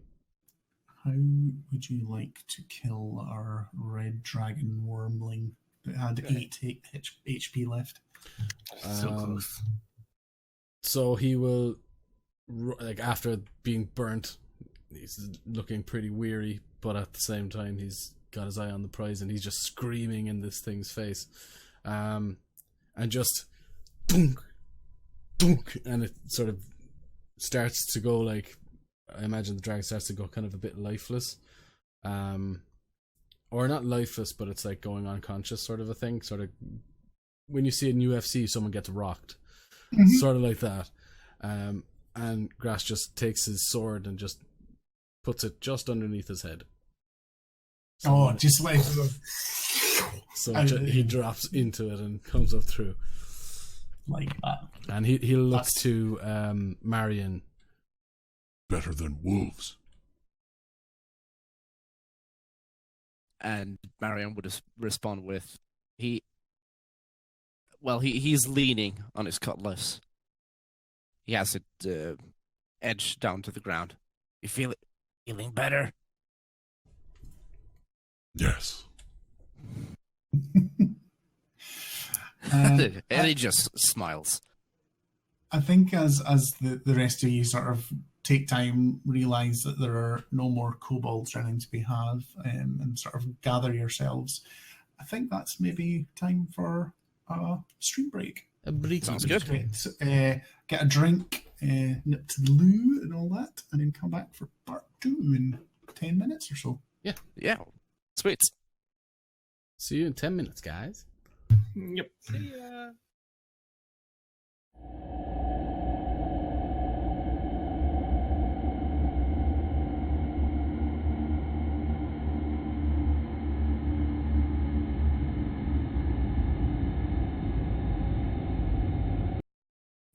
Hello, welcome back. Hope you are refreshed, had a snack or comfort break, a wee walk, whatever. But we are back for our second half. So, you have defeated these kobolds and their red dragon wormling protector. And as you all start sort of recovering from the stress and effort of combat and look around you, you see their corpses strewn around and these 2 huge lumbering hill giant corpses that they had about to be cut up for meat for themselves. What do you do next? I think Grash sort of boots the snout of the wormling and pushes it over to one side. Sort of just takes note of the scene around him. I think he's going to go over towards. He's going to pick up his long sword out of the ground and sheath it all, put it all away. I think he's going to go over towards the hill giants and just have a quick look and just to see what their wounds are. Okay. Roll me. Well, I mean, are you actually going to try and investigate, or just like a brief look at this moment in time? I mean, he'd have a pretty good idea of what the scene of something like this, what kind of a thing. So I guess an investigation or whatever you want to call it, nature. Yeah, well, investigation or medicine, depending on what you want to roll, whatever's better for you. I don't think either. Both the same. same. Good. I don't know. Nature. Actually, medicine is better. So let's go with that.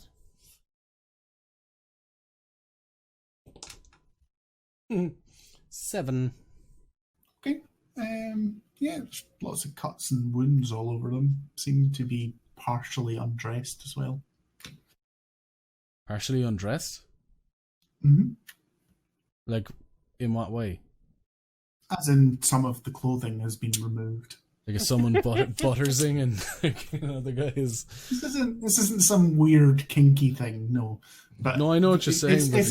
It's obvious though that they have had items of clothing taken off. It's not just part of, even with the 7, it's not part of combat that has happened. Grash will just sort of look back to everyone. Is this a common occurrence in this region? I think we are as new as you. This Beats me. type of wasteful murder is common everywhere. No, I mean... Well, that one has no pants. Oh, that? Yeah. No. I can't imagine that's normal. They're giants. Usually they show them in a rich... You might not want to know that. Marion just, peeks around the corner. Whoa. No idea. Does anyone else follow Grash's lead and like investigate it properly? Yeah. This is one of the things. Yeah. All of you that wishes to can roll, and it's either investigation or medicine. I'm gonna see if they have any proper things that I can take. So a 0 or a -1. I got a nat 1. I got a 6. We're killing it. I have very low stats. I don't think you realize that. Silver Eye. No, I'm just gonna look He's just around the looting. bodies. Yeah, I'm just gonna see if there's anything to loot. The kobolds have I think if you go around them all, there's 4 gold or something in a variety of copper found on them.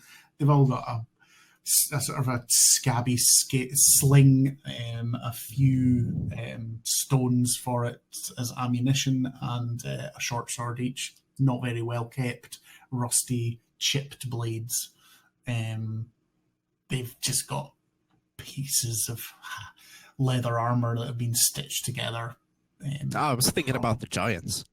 Giants. Yeah, I was gonna say, as Grash is watching him pick up like a raccoon around a bin. I think he will just look at him and sarcastic. Well, he just won't even look at him. He'll just sort of snarl. I think you missed this one over here, and he'll throw a belt towards him. I think Very funny. if you wish to properly investigate the giants, you maybe have to get Grash's help to pull them over, because they're both sort of slumped one on top of the other, face down.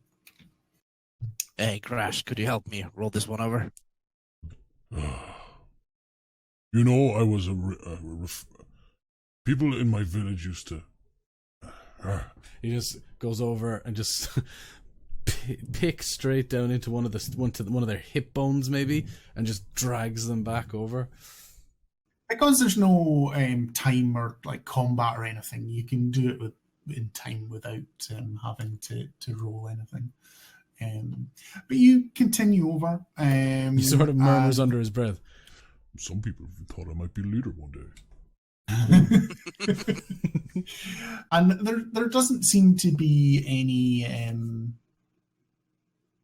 items of any worth on them at all. There's no money pouches or anything like that. But when this one turns over, there is a very strange sight, as the whole of its front, from its neck down, seems to have been cut away, so that you can only see the flesh underneath. So the skin, the subcutaneous fat, and everything has been removed.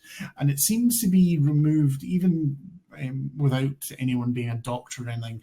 Very straight, precise lines. And even underneath, it seems to be that there are areas of sinews and tendons that have been taken as well. I imagine there's a smell. mean, it's just the smell of giants, which is probably more coming from his body odor and things like that. I think when you pair it with like an open carcass, it just it's like smell-o-vision. Yeah. They are quite fresh though, so there's no putrefaction or rotting or anything like that. Whoa, what could have done this? Yeah, I was going to ask the same thing. Do you know what I smell? Looks towards the old guy.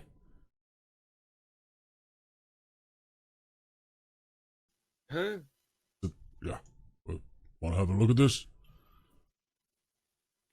Sure, I'll. There we can shuffling over. Something sharp? Thank you for your input. Fine. I'll look. What can I roll to try and realize what it is? So what? Sorry, I've lost track there. What are you trying to ascertain again? What made the wound? What did it? What did it? Yeah, I'd say medicine. All right. 9. 9. You're definitely right that it's a sharp implement, but even with a 9, you probably know that it is a medical tool rather than a weapon, because their blades usually aren't quite that sharp or as fine or anything like that. But it's definitely not none of this is a natural wound. It's something that has been done to the body after it has been killed. It's a very sharp implement that was used for this. This is like a surgical tool. You know, the special knives that you use to operate. They've carved in specifically. It was planned, or at least well made. Not like and he's just gonna point towards a dragon's claw. Not by him or that over there.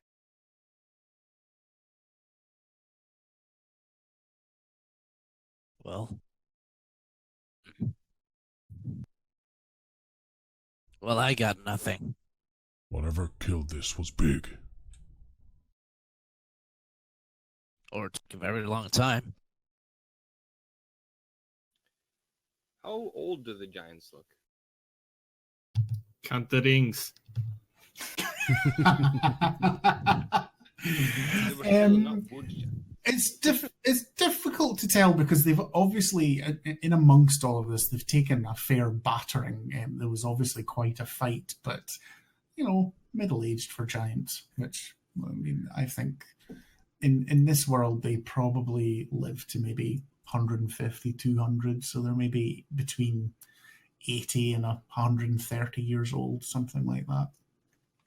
But these ones are probably 80 to 130 years old, so they would be middle-aged somewhere, young by our standards, right, Ariel? And but You it as can't well? be an age by death. What? No, I'm not 180. I don't remember anymore. It was a long time ago. Wait, I did not realize that you were all that old. I thought you were like 90. I don't remember. I don't like to talk about the age thing. It's Weird. I think Grash is just staring down, like he's just staring at Marion like, what the fuck? Who are these guys? I have no idea. Well, guys, we should probably head back to the caravan. I don't know these areas, so I don't want to lose it. Yeah, keep an eye, take a mental image of the incident, and we will take notes about it in the future. I can think write down a note. I was going to say Grash takes all that, but in his head he's thinking big thing killed these big things. I think we so both share that look. Yeah. It's an excited sort of thing. He just want to see if there's any obvious tracks. Because what in his head, it's almost like in cartoons when there's a drumstick when you're hungry. He's just thinking it's giant dragon or something ridiculous. Make either an investigation or a survival roll, whatever is best for you. Yeah. Okay. 19 total. Okay. Survival. So you spend a little bit of time sort of circling the incident, the corpses, and you do see you find some footprints. They seem to be, if it wasn't for the size, you'd say that it was a human's bare footprint, but it looks to be about twice the size of it. And you start. No, orcas' footprints are maybe a bit bigger than humans, but they tend to be wider rather than longer. This is both ways. And there will be claw prints, like nail prints. No, actual proper big toes. You know, if actually roll another nature check. 17. If you had to put, although you can't be sure, ogre. But you know, an ogre wouldn't be Stealing pants. Well, also they wouldn't be big and dangerous enough to kill 2 hill giants either. I think you follow them about a bit. It's a single set of footprints, and then as you sort of work out where it's coming and going, and then you find the ones that are going away further towards the hills, to sort of parallel but arcing away from the road that you're travelling on to Gileati's Well. And then after about 20 feet, they just stop. And he looks up. Is there any breakages in the trees? Or is there any obvious way this thing could have... Make a perception ogres don't check. disappear. Not good. 5 plus numbers. Sorry. Yeah, 9 total. Even with a 9, you seem to think... Seems like some sort of effort's gone in. Like, you can see that the footsteps started walking and started running, and then these last ones they're just extra deep, as though there's been extra force. Oh my god. Yeah, Grash just looks towards Marion with just glee. Perhaps Gileati's well will suit us. Well, I told you, find your prey. Yes. We should return. Well, This we know thing where might we are, double so- back onto the road. probably. What could make that print? I was thinking maybe ogre. But Ogre. an ogre would die to a giant. To 2 giants. I have no idea. Unless it's a very powerful ogre, of course.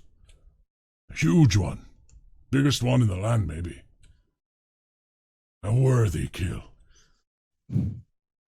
Think so. Then let's go. We'll take note of this place and later, maybe. Yes, we should round up the old ones. Well, you two, we return. We what? So as I was saying, this is definitely not undead. No. They would stand up. They It would be stand up and standing. Talk to them. Yeah. Yeah, that we would get answers if that was the case. I've just got a feeling we're just going to get a lot of Muppets at the theatre. You know those two old Muppets? This is going to be great. I give him 2 thumbs What was down. it? Something in Waldorf, isn't it? They were called Yeah. like Statler and Waldorf or something. I can't remember the first one. Yeah. Anyway, Oh yeah. I do Are you love guys done? already. I love already the way Grash is calling them the old ones, even though Eri looks much younger than him. Harry said something like 750 years, dude. Elves, man. Yeah. Elves. Sorry, I cut in there as you were saying something, Harry. Oh no, we're going back to the caravan. We're Yes. done here.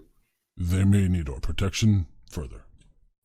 Oh, right, you guys are guards. Probably not good to be away from bed long. Let's go back. There is another yeah. 2 left back at the caravan. Oh, that is good. We were They getting are a not discount. magic users. They seem pretty weak, all told. But And their that is hearts are fine. pure. I Probably do good work. think Grash just starts climbing back through the briar patches and stuff that they came down through, and It's just sort of tumbled boulders and, Yeah. and heather. It's nothing particularly. You can see the caravan as you come back over the rise. True to his word, Tup's kept them moving, but has slowed them down from their normal pace to allow you to catch up as long as you weren't too long. I think on the way back, Grash is just going to keep an eye out for indentations such as what he saw. Do you follow the line of where, because this was sort of mirroring where the Yeah, if there's it a was way, almost going parallel to the road? yeah, if there's a way of doing that, and like as we're traveling back towards the road rather than double backing completely. Roll another survival check. 15. Okay.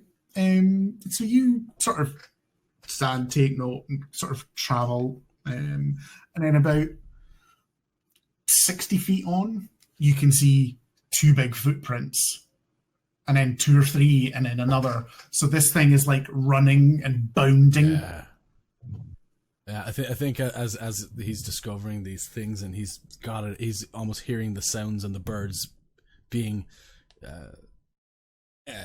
basically scared out of their roosts, and like he's seeing it all happen, and obviously he's got whatever it is in his head completely wrong, but he's just getting excited, and every time he sees another sign of it, he'll just quietly nudge Marion. And well, he of course acknowledges it, and Oh, you're cutting out a wee bit again, Emeros. Sorry. I am sorry. That's okay. No, I was meant to say he is acknowledging it as well. So this is he's thinking to himself as well. This is going to be big. And I think as he's thinking that, Grash says, This is going to be big. And then I think as you're starting to come up, just before you're starting to come up level with the caravan, when you're going to have to divert off, this starts to, it's obviously followed the road for a while, but it starts to divert off to your left, going a bit more crownward again. But you feel sure at this moment in time it hasn't continued directly towards the well. mm-hmm. It's moving this way. This will probably be kind of big. Yeah. Yes, that's the hope. Oh, wait. Maybe Imagine it's going to be rather big. they might just have large. Large what? Also true. Large feet.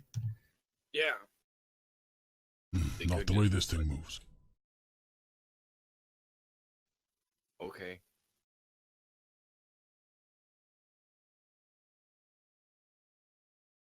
Well, Back to Sorry. Miss Marple. One fish, two. Sea Spot, run. Sea Spot, chase the ball. Sea Spot Eh. murdered the Sorry. giants. so it diverges. Fire. So it diverges away from the road. Yeah, we're it sort of supposed comes to go. back on the road and continues more crownward than Delitali as And- well, as far as we know. Yes. Cool. Absolutely. I'll mark this area, just so he gathers some rocks and just piles them up too, Oh yeah, in absolutely. case we ever come back to this place. So That's right. Yeah. Make a survival check. do.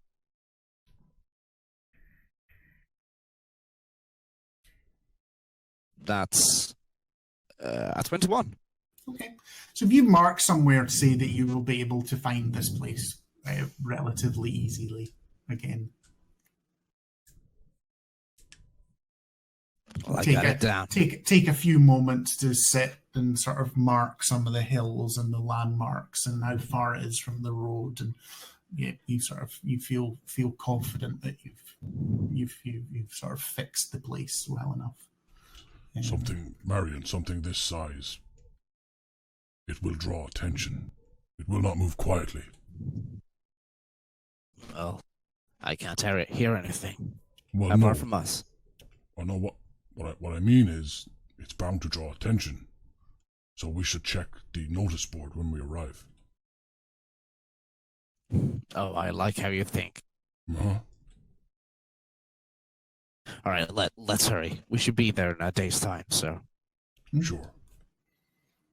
And when you go back, the caravan stops it again, asks for a report, and he seems quite concerned about something being out there that can kill 2 hill giants itself, and especially the fact that it was in. So he makes sure that there's all eyes. The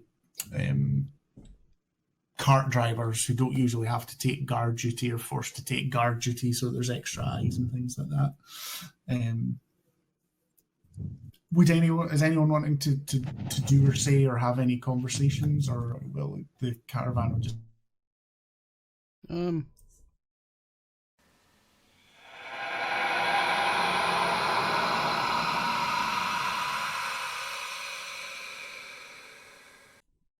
Yes.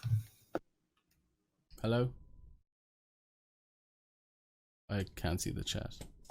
there we go. No, Yes, we made it. Back. Hello. Sorry about that. Internet done crapped out. Yeah, pesky routers and all that jazz. Indeed. I believe, Dan, it cut out just as they headed back to the caravan. And now, remind me, one of you was going to speak to the cavern master, were you? Was it you more? Okay, let's start from there. So, approach Tup and ask your question again. Tup, caravan master. Is it common with dragons around? No, there's not many dragons in Kuhn, but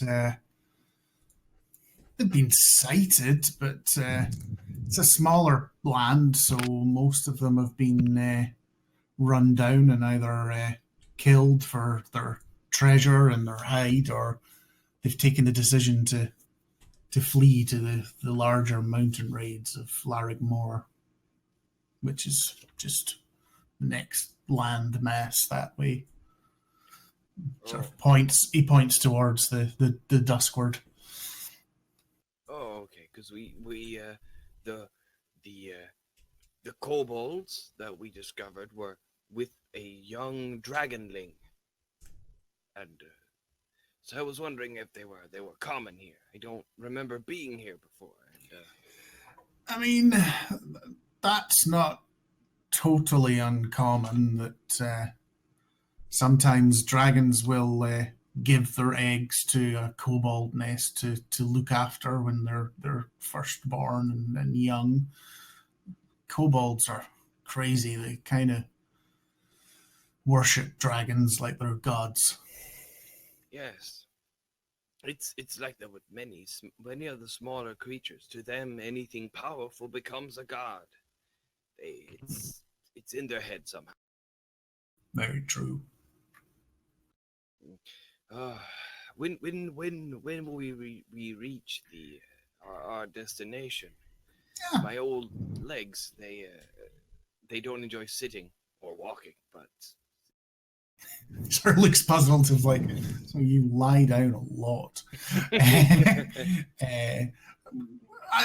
I'd say no more distractions. Certainly within 24 hours. So just the one more stop.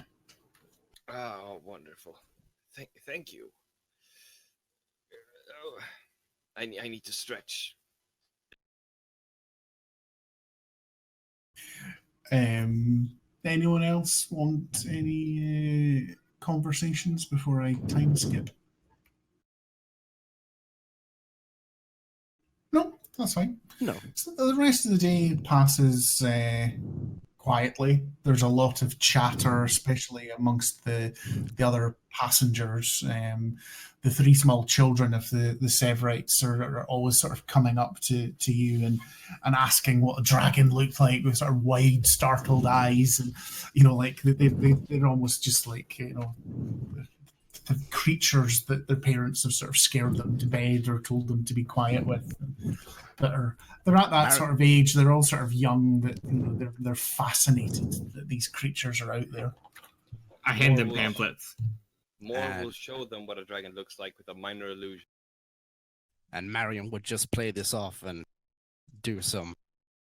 tell them like a crazy story. Blow it out of Putty in your hands, anything like that. They're absolutely fascinated with. Saviour's favorite is haunted, and this is why you should care. They don't seem so interested in the haunted moon. I think Grash would probably take stories. Sorry, on you go. I was just gonna say Grash would take their interest. Probably he'll have too much excitement, and he'll probably just pick one of them out of the group and say, "You can be a warrior. You can fight these things like me." And he'll hand them like an old wooden sort of it's like a battered down old wooden short sword. Mm-hmm. Yeah, a training sword thing.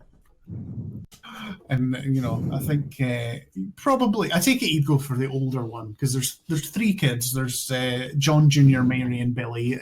But who has the most wonderment in their eyes? Billy, the youngest. It does not matter if your arms are not large; they will grow. And he gives the young one the short sword. Yeah, he's just like. Sort of runs off with mum and dad. Sort of, they don't take it away from him, but they're just like side-eyeing you a little bit. Whatever story Silvereye tells them, Moore will try and use the minor illusion to sort of give it a story with moving pictures. Yeah, and also the flute will play scary. It's a pan flute, so it will play scary music. In very annoying tunes. Gary will just talk to his sprite then. That's fine. So the rest of the day passes without much incident at all. The sort of furore over what you found continues. Have an evening's rest. Again, if anyone wants to do or say anything particularly as the campfire's drawn, food and everything happens. You take your designated watches, certainly Silvereye and Grash. And as I say, the other guards and the caravan drivers are a bit grumpy because they're not usually having to do this. When the caravan stop for the day, that's usually their work over so they can rest. But the night passes without incident. Once you're woken by one of the children sort of screaming after having a nightmare about being taken away and eaten by a dragon. Maybe the story and the visuals were just a little bit frightening for young children. It doesn't last long, and they're soon put back to their bed. And you're on the road again once more. And probably about just after you've had a break for lunch, maybe another hour or so afterwards, you start to see the signs of the small town or village that you are going to, which is Dialati's Well. And What you see is a sort of a flat plateau that's quite far up a mountain. So the peak just rises above the village. There's a semicircular palisade wall just made out of wood that encircles the village town, and there's wooden gates and a wee defensive tower at the front. But the gates are open. People are passing backwards and forwards. It seems to be all is good. Did we rest? Mm-hmm. It has Short, been a short or night. long? Long, because it's overnight. All right. Sorry, you were probably distracted checking. Oh, if just a it was bit. okay. Just a bit. Just getting all these plates back up, you know? Yeah. I did say if anyone wants to say or do anything when you stop for the rest, so I'll give you that opportunity again. In case No, Crash you're wanted good. to. That's not. We only go forward. Yeah, absolutely. So the caravan is in, it's ushered in, it's expected, and it's taken over to these buildings over here, which is a series of warehouses and things like that, to the right hand side, where I'm pinging. The passengers are free to go straight away. The guards, you have to wait until the caravans are all fully unpackaged before you get your fee. So I think if you add 20 gold each to your inventories for your pay. So does anyone have a particular place in mind to go, or your first place or thing? So I suppose we probably stay with Moore and Airy, because there'll be maybe an hour or so that Grash and Silver Eye are tied up before they get their money and paid off from duty. Airy is going to go and check out the branch of the Vale here, if there is one. No, there's no particular, there's no temple here or anything like that. None of the main religions have an actual temple here at all. All right, then It's just it's just a small village. There's maybe 200 sort of permanent residents or something like that. What there is basically, as you can see on that map, there's an inn, there's a forge, there's a trading store. The four, when you ask around, they are like a general food shop, greengrocer, a butcher, a bakery, and a wee knick-knack store. There's the guard barracks, which is a small outpost of the Invorch City Guard, because this is part of the extremities of the city of Invorch, where you've travelled from's region, and they are known as the Sea Shields. And then there's also the font and pool that is known as Diliati's Well, which comes out of a natural spring in a cave at the back of the village that goes deep into the mountain underneath. I'm gonna go check out the well. It's the Don't want to land. get rooms. I mean, we have time. Yeah, it's Do you want to go get the room somewhere else? I'm gonna go check out the whale. no, that's fine. I'd rather look at the well than another inn.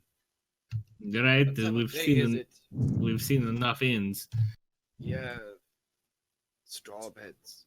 So I think the carts have let you off at the crossroads in the middle of the town, and the inns across the road, the Dewdrop's Goods is across the other side of the crossroads, and then straight ahead you can see, flanked by two parks, there seems to be a wee sort of ceremonial plaza or something, which is where the Straight well is. crown word. Indeed. Yeah, we're gonna check out the well. Yeah. Yeah. And it is. I mean, that's what it is. There's a a channel that comes out of the cave behind, where the spring water is obviously brought up. There's obviously a natural pool somewhere behind in the cave. Someone has created this channel to direct the water flow to here. There's then a collecting pool, and then there is actually a font, and you can and a small basin, and you can draw water up with a wee hand pump there as well. It's all open. There's nothing fancy, there's nice filigree on the font. It's made of marble, which is quite rare in this area. So when it's been made, someone's put time and effort into it, but it's by no means extravagant or anything. All right. I mean, I don't think Gary has anything major to do in the city. They'll just go explore the area, check out the city, check out the sites as they do in probably every city they visit. Just kind of introduce themselves to the important people. Like, hey, I'm a cleric if you need, or I'm a healer if you need any help. Not a cleric, because clerics are cheap. I'm a wizard, and I know how to write in case you need someone to write something for you. And I can make ice. Yeah. It's very much. I know you've accidentally said it's very much a small village, not a city. So it literally, I mean, let's say you walk around the park for a wee bit. You walk around the streets. You get asked to point. Most of the village is just taken up with accommodation, terraced houses. The one thing to say is that the houses are all very well made. They're made of stone that obviously comes from the local area. Probably a much better quality. All the housing looks to be of much better quality than you would expect of a small village. And the big exception to that is the Dewdrops trading company. Push to talk. Sorry, yeah, I keep forgetting. Dewdrops Trading Company. Dewdrops Trading is the big exception because it is made from dark, very heavy planks of wood, and it has a large veranda that runs around the front of it. So as players, if you imagine, it's almost like a trading store that you would see in a Wild West film or something like that, with that veranda along the front and the open shop frontage going into it.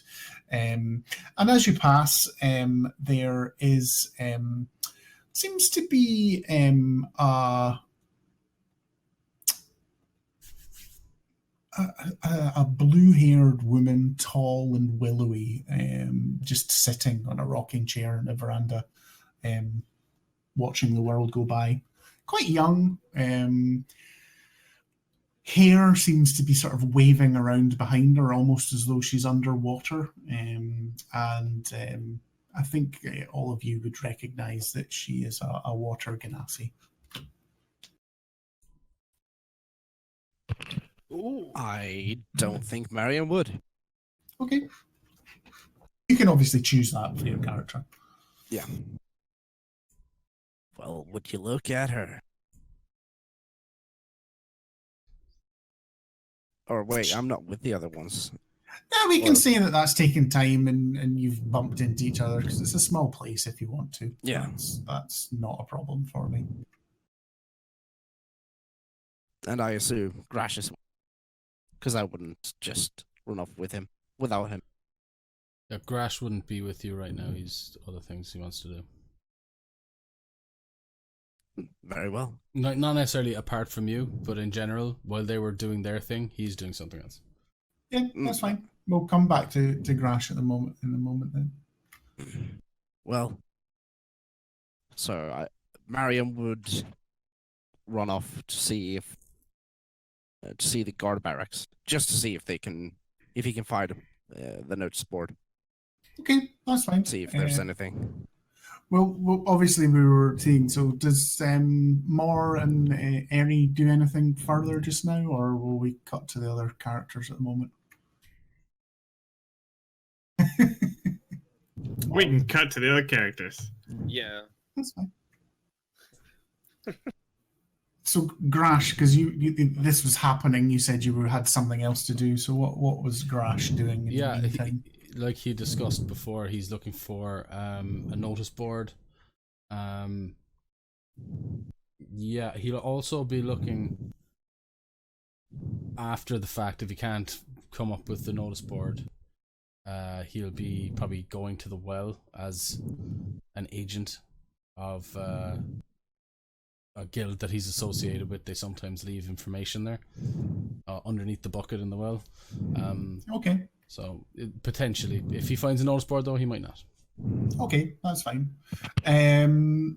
This is the if you ask around, this is the guard barracks, and they said like there's not an actual notice board, but if you're looking for work or information about things, to go there and speak to Sergeant Vortran.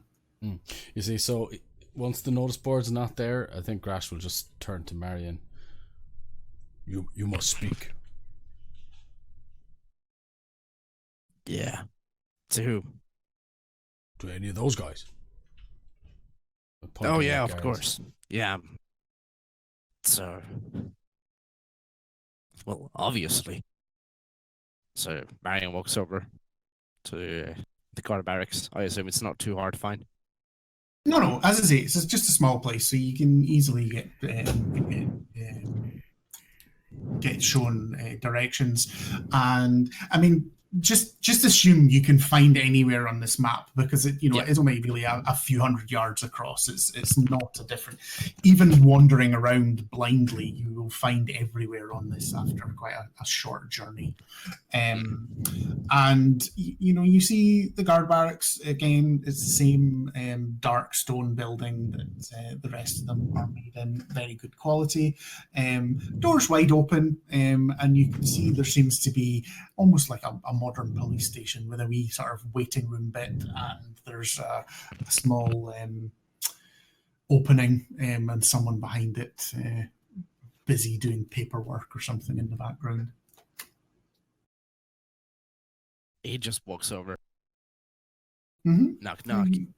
He says as he taps the table or the Comes counter. over and like, not seen you in town before. What can I do you for? Well, just arrived. Well, we on our way found some strange sightings along the road. Do you have any? Before you speak again, he gets a look in his eyes and his shoulders slump, and he goes, "Don't tell me you have more bodies with sinew and skin and organs missing." Oh, so you have heard of it? Yes. What's that about? We don't know. It's got a lot of people nervous, but we've not come to the bottom of it. We'd hoped. I must admit that whatever it was, it passed on, because we haven't had any sightings or notices for a number of weeks now. But and he sort of really closely questions you about where it is, how far away from town, takes notes and stuff like, and that's as close as. Usually it's been up in the hills, and it's been homesteaders and miners that have come across bears and deer and owl bears and monstrous creatures with bits missing. But this time it was hill giants. That's a big escalation. It's coming close. As he turns around to face Grash. So, are there any notices for these, whatever this is? Any jobs for it? Well, there's no notice board or anything here, but we noticed that.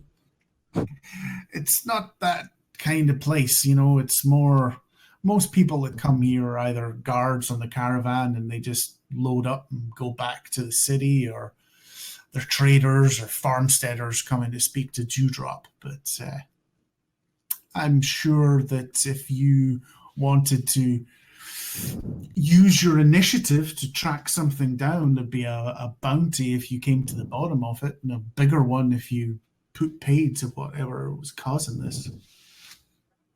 Oh, this is turning. So, you have no information. You said that they hit another place close to Orvan something. Sorry, you cut out quite a lot there, Emeros. Apologies. Oh, sorry. No, he was just asking. So there's essentially no information on what this could be, more than that the sightings had been further away than this one that we found earlier yesterday. Yes, there's... Make a persuasion check. Yeah. This should be good, hopefully.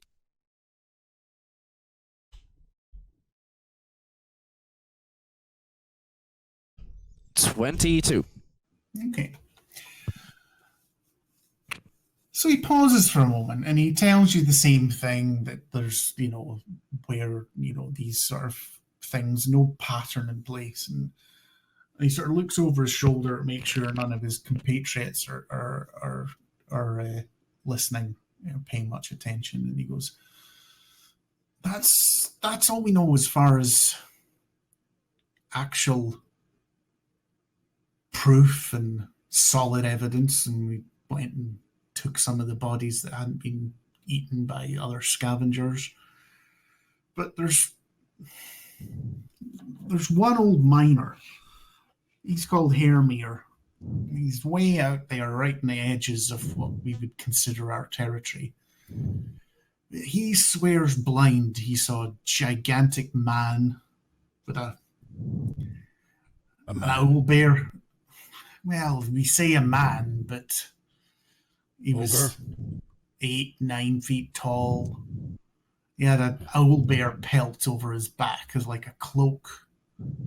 But he said the funniest thing when he came across it and he growled at him. And it just leapt. He was next to a cliff and it just leapt up onto the cliff and paused and looked back, and its face said it was hideous, like it was different people that had been pushed together into one single skull, and it just climbed off up the cliff. But it had a bag that was dripping blood, and when he went to look at the creature there, it had obviously taken its liver and its heart. Stop, please. You're getting me too excited.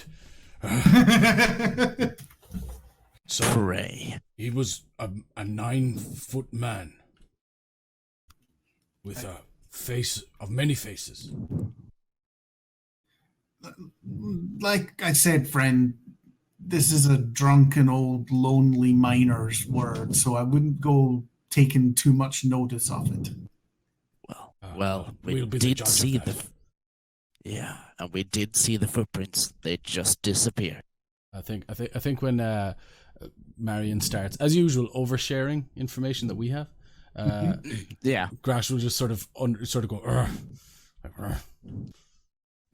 Yeah, well, thanks for the information. Do you have? We just wanted to. Any maps of the area where he resides? I can give that to you, yeah.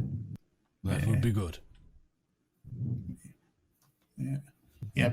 Come back tomorrow. I'll have a map. I'll mark where Hermir is and some of the other sightings and stuff like that have come back from some of the other miners and such. As in the corpses that have been found mutilated and with bits missing. Yes, that's fine. What time? And you can see Grash is super awkward. He's not good at talking to people, so he's just he's too excited. He's so excited he's doing it, but he kind of realizes he's doing it. And I'm sure Marion's just looking at him weird. I think he just sort of goes back to you and says, like, I'll have it done today, so it'll be available to be picked up at dawn tomorrow. Wonderful. Thank you, sir. Quite right. This And if just as you turn away, it's like, just so I know, can I have your names that I can give to the sergeant? Grashtar. And as Marion turns around, he flicks the tricorder. And I'm Marion, but you can call me Silver Eye. His name's Marion. Marion, yep. Yep, that is true. Yeah, true. Big John Every Wayne time. fan? No, sorry, I'm not getting that right. Every time. Yeah.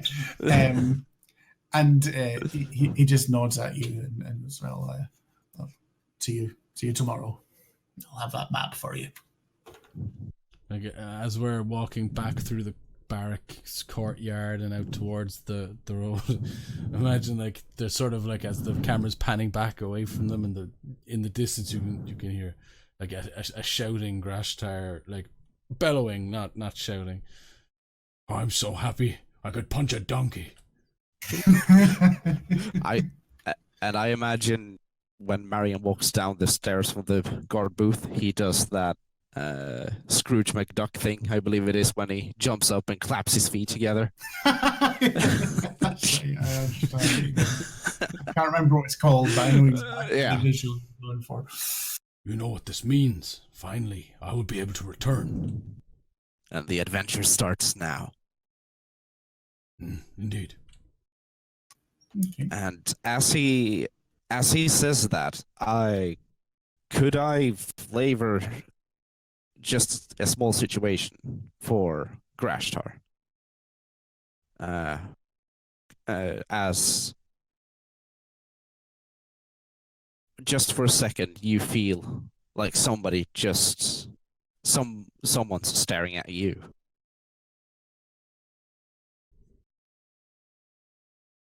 Okay. And he will. You just get scan the around. feeling like you're being watched. Do you see anyone? Don't worry about that. What? What do you mean, don't worry about that? You felt it Oh, too? Alec. No, maybe. Either way, this is a time for celebration, I believe. You speak in riddles. Oh, come on. Let's go to the tavern. Yes. That's not a riddle. That's actually something I'm asking you to do. I know. I'll go. We can go to the tavern and listen to you talk endlessly. Yes.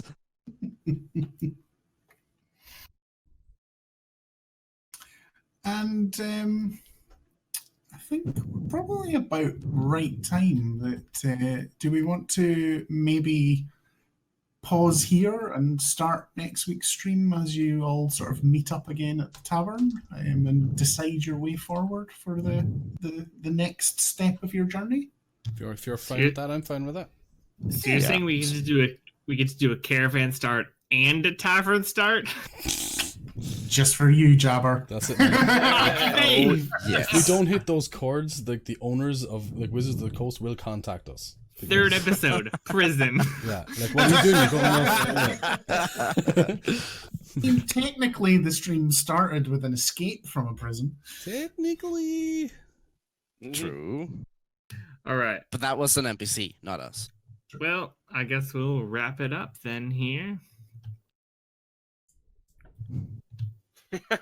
Yeah. I was expecting you to. You just started. Yeah. Okay.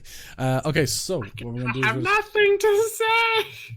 we're just gonna go through and just have a quick look at the follows and things like that. We just want to first of all, thanks everyone for coming today for the first episode. We have a YouTube as well, which eventually we will be putting up this episode onto. So if you have friends or anybody who has missed it, they can go and check it out there. I don't think we have a thing for the YouTube, Jeb. But we have it just down below the stream. There is a link to the YouTube that you can go and check out. And I want to thank people who have followed us in the days leading up to us starting the stream and during the stream. So start off, I will thank Shaka Panda. He is a creator himself. and he's given us his support. And thank you so much, Shaka, for following us.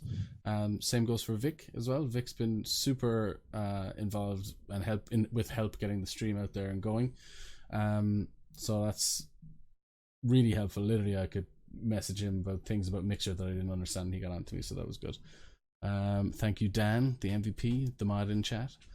Thank you, Haiku Art. Thank you, Danny 23077 Apparently, that. Danny 23077 was taken.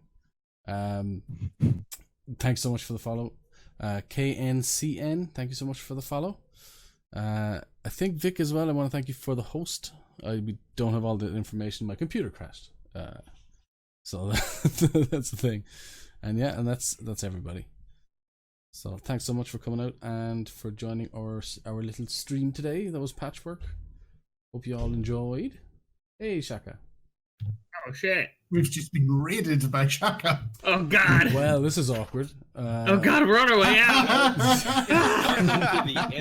Wow. What happened? Oh my god, that's a lot of people. Shaka, what did you do to us? My god. Welcome to the end, everyone. Yeah, this is literally where it's signing out. This has gone perfectly. Thank you so much. Thanks so much. Yeah, please Shaka. check Oh my god. Please check out our most recent streams if you want to see what we just did. Yeah. we would love it if you're interested in that. Check out the YouTube, the Welcome Twitter, to Mixer. the MySpace. Oh man, thanks so much. Thanks so Oh. much. That's awesome. Yeah, that's really appreciative, Shaka. Thank you very much. Yeah, for sure. And if you're here for some reason and you're not part of Shaka's channel, I doubt it, but if you are, go follow Shaka. Absolutely. Yeah. Yeah, man. So that's it. We've just finished it. We don't exactly know when that YouTube video is going to go up and stuff like that. We're still fiddling around with the sequences and things like that. But everything will be on our Twitter. So if you go and join our Twitter, that's where we release a lot of the information and details. And thanks so much, Ilandros, for the follow. Thank you. Nice. Just in. Have heard nothing but awesomeness about you guys from a certain person. I wonder who. We have really good hype men. We do. Don't- We're actually. I think just before we go, we probably just want to mention that too. Like this Mixer so far has just been incredible. The community already. Like we only just streamed. Even before the streams, people were reaching out to us, asking what we were up to. So it's awesome. So yeah. I would say this the amount of hassle and problems we had today, that is very representative of what will be happening every week. Thanks so much, Arya Shadeslave, for the follow. And Hopefully- Hanzu 286 and thank you. Machin Gaming Bro and Oh my god. Numbers not used to all of this easily. Definitely not. This it's is usually my job. Yeah, it is. You see, I'm not used to number one calling people out, but we don't have access for Jabber yet, so that's a thing. The door's always open. Thanks so much, Shaka. We will be swinging through that door. Yeah. So And we're gonna try to do games throughout Yes. the play video games. If some of us want to do that, we'll be streaming those if it comes up. Yeah. And we'll be here again next Sunday, as far as I'm aware. Yes. And yeah, we're gonna try to get pretty active on this stuff. on this here And mixture. on this here mixture. Yeah. I tried Apex Legends once. Wasn't very good at it. I suck at all those games that take talent. No, I give me an did RPG I win. can bullshit through. I did all the way. win.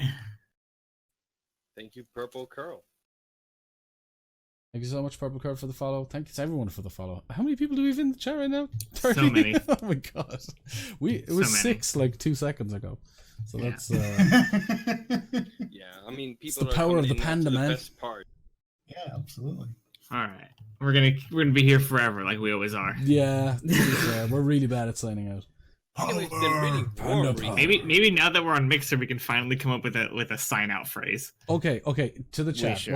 What should our sign out phrase be? Bearing in mind it's a family friendly stream. Yeah, we've got nothing. Although the Jabber did point out that Yeah, we're 18 plus when your now. internet crashed, it changed to 18 plus. 18 plus. Okay. We're adult. Right. We're gonna need to fix that at some There are adult themes. Good luck storming the castle. That sounds good. That sounds good. Good luck storming the castle. Okay, all right, we'll try it. Okay, so everyone, thanks so much for coming out. If you enjoy RPGs, tabletop, give us a follow. We'll be back every Sundays 4 p.m. BST. And there's going to be much more from us on just different streams, random streams. We'll be announcing all that stuff on our Twitter. You can join our Discord as well. We've got a great community there so far. Okay. Maybe that's how I'll end. Okay. Bye.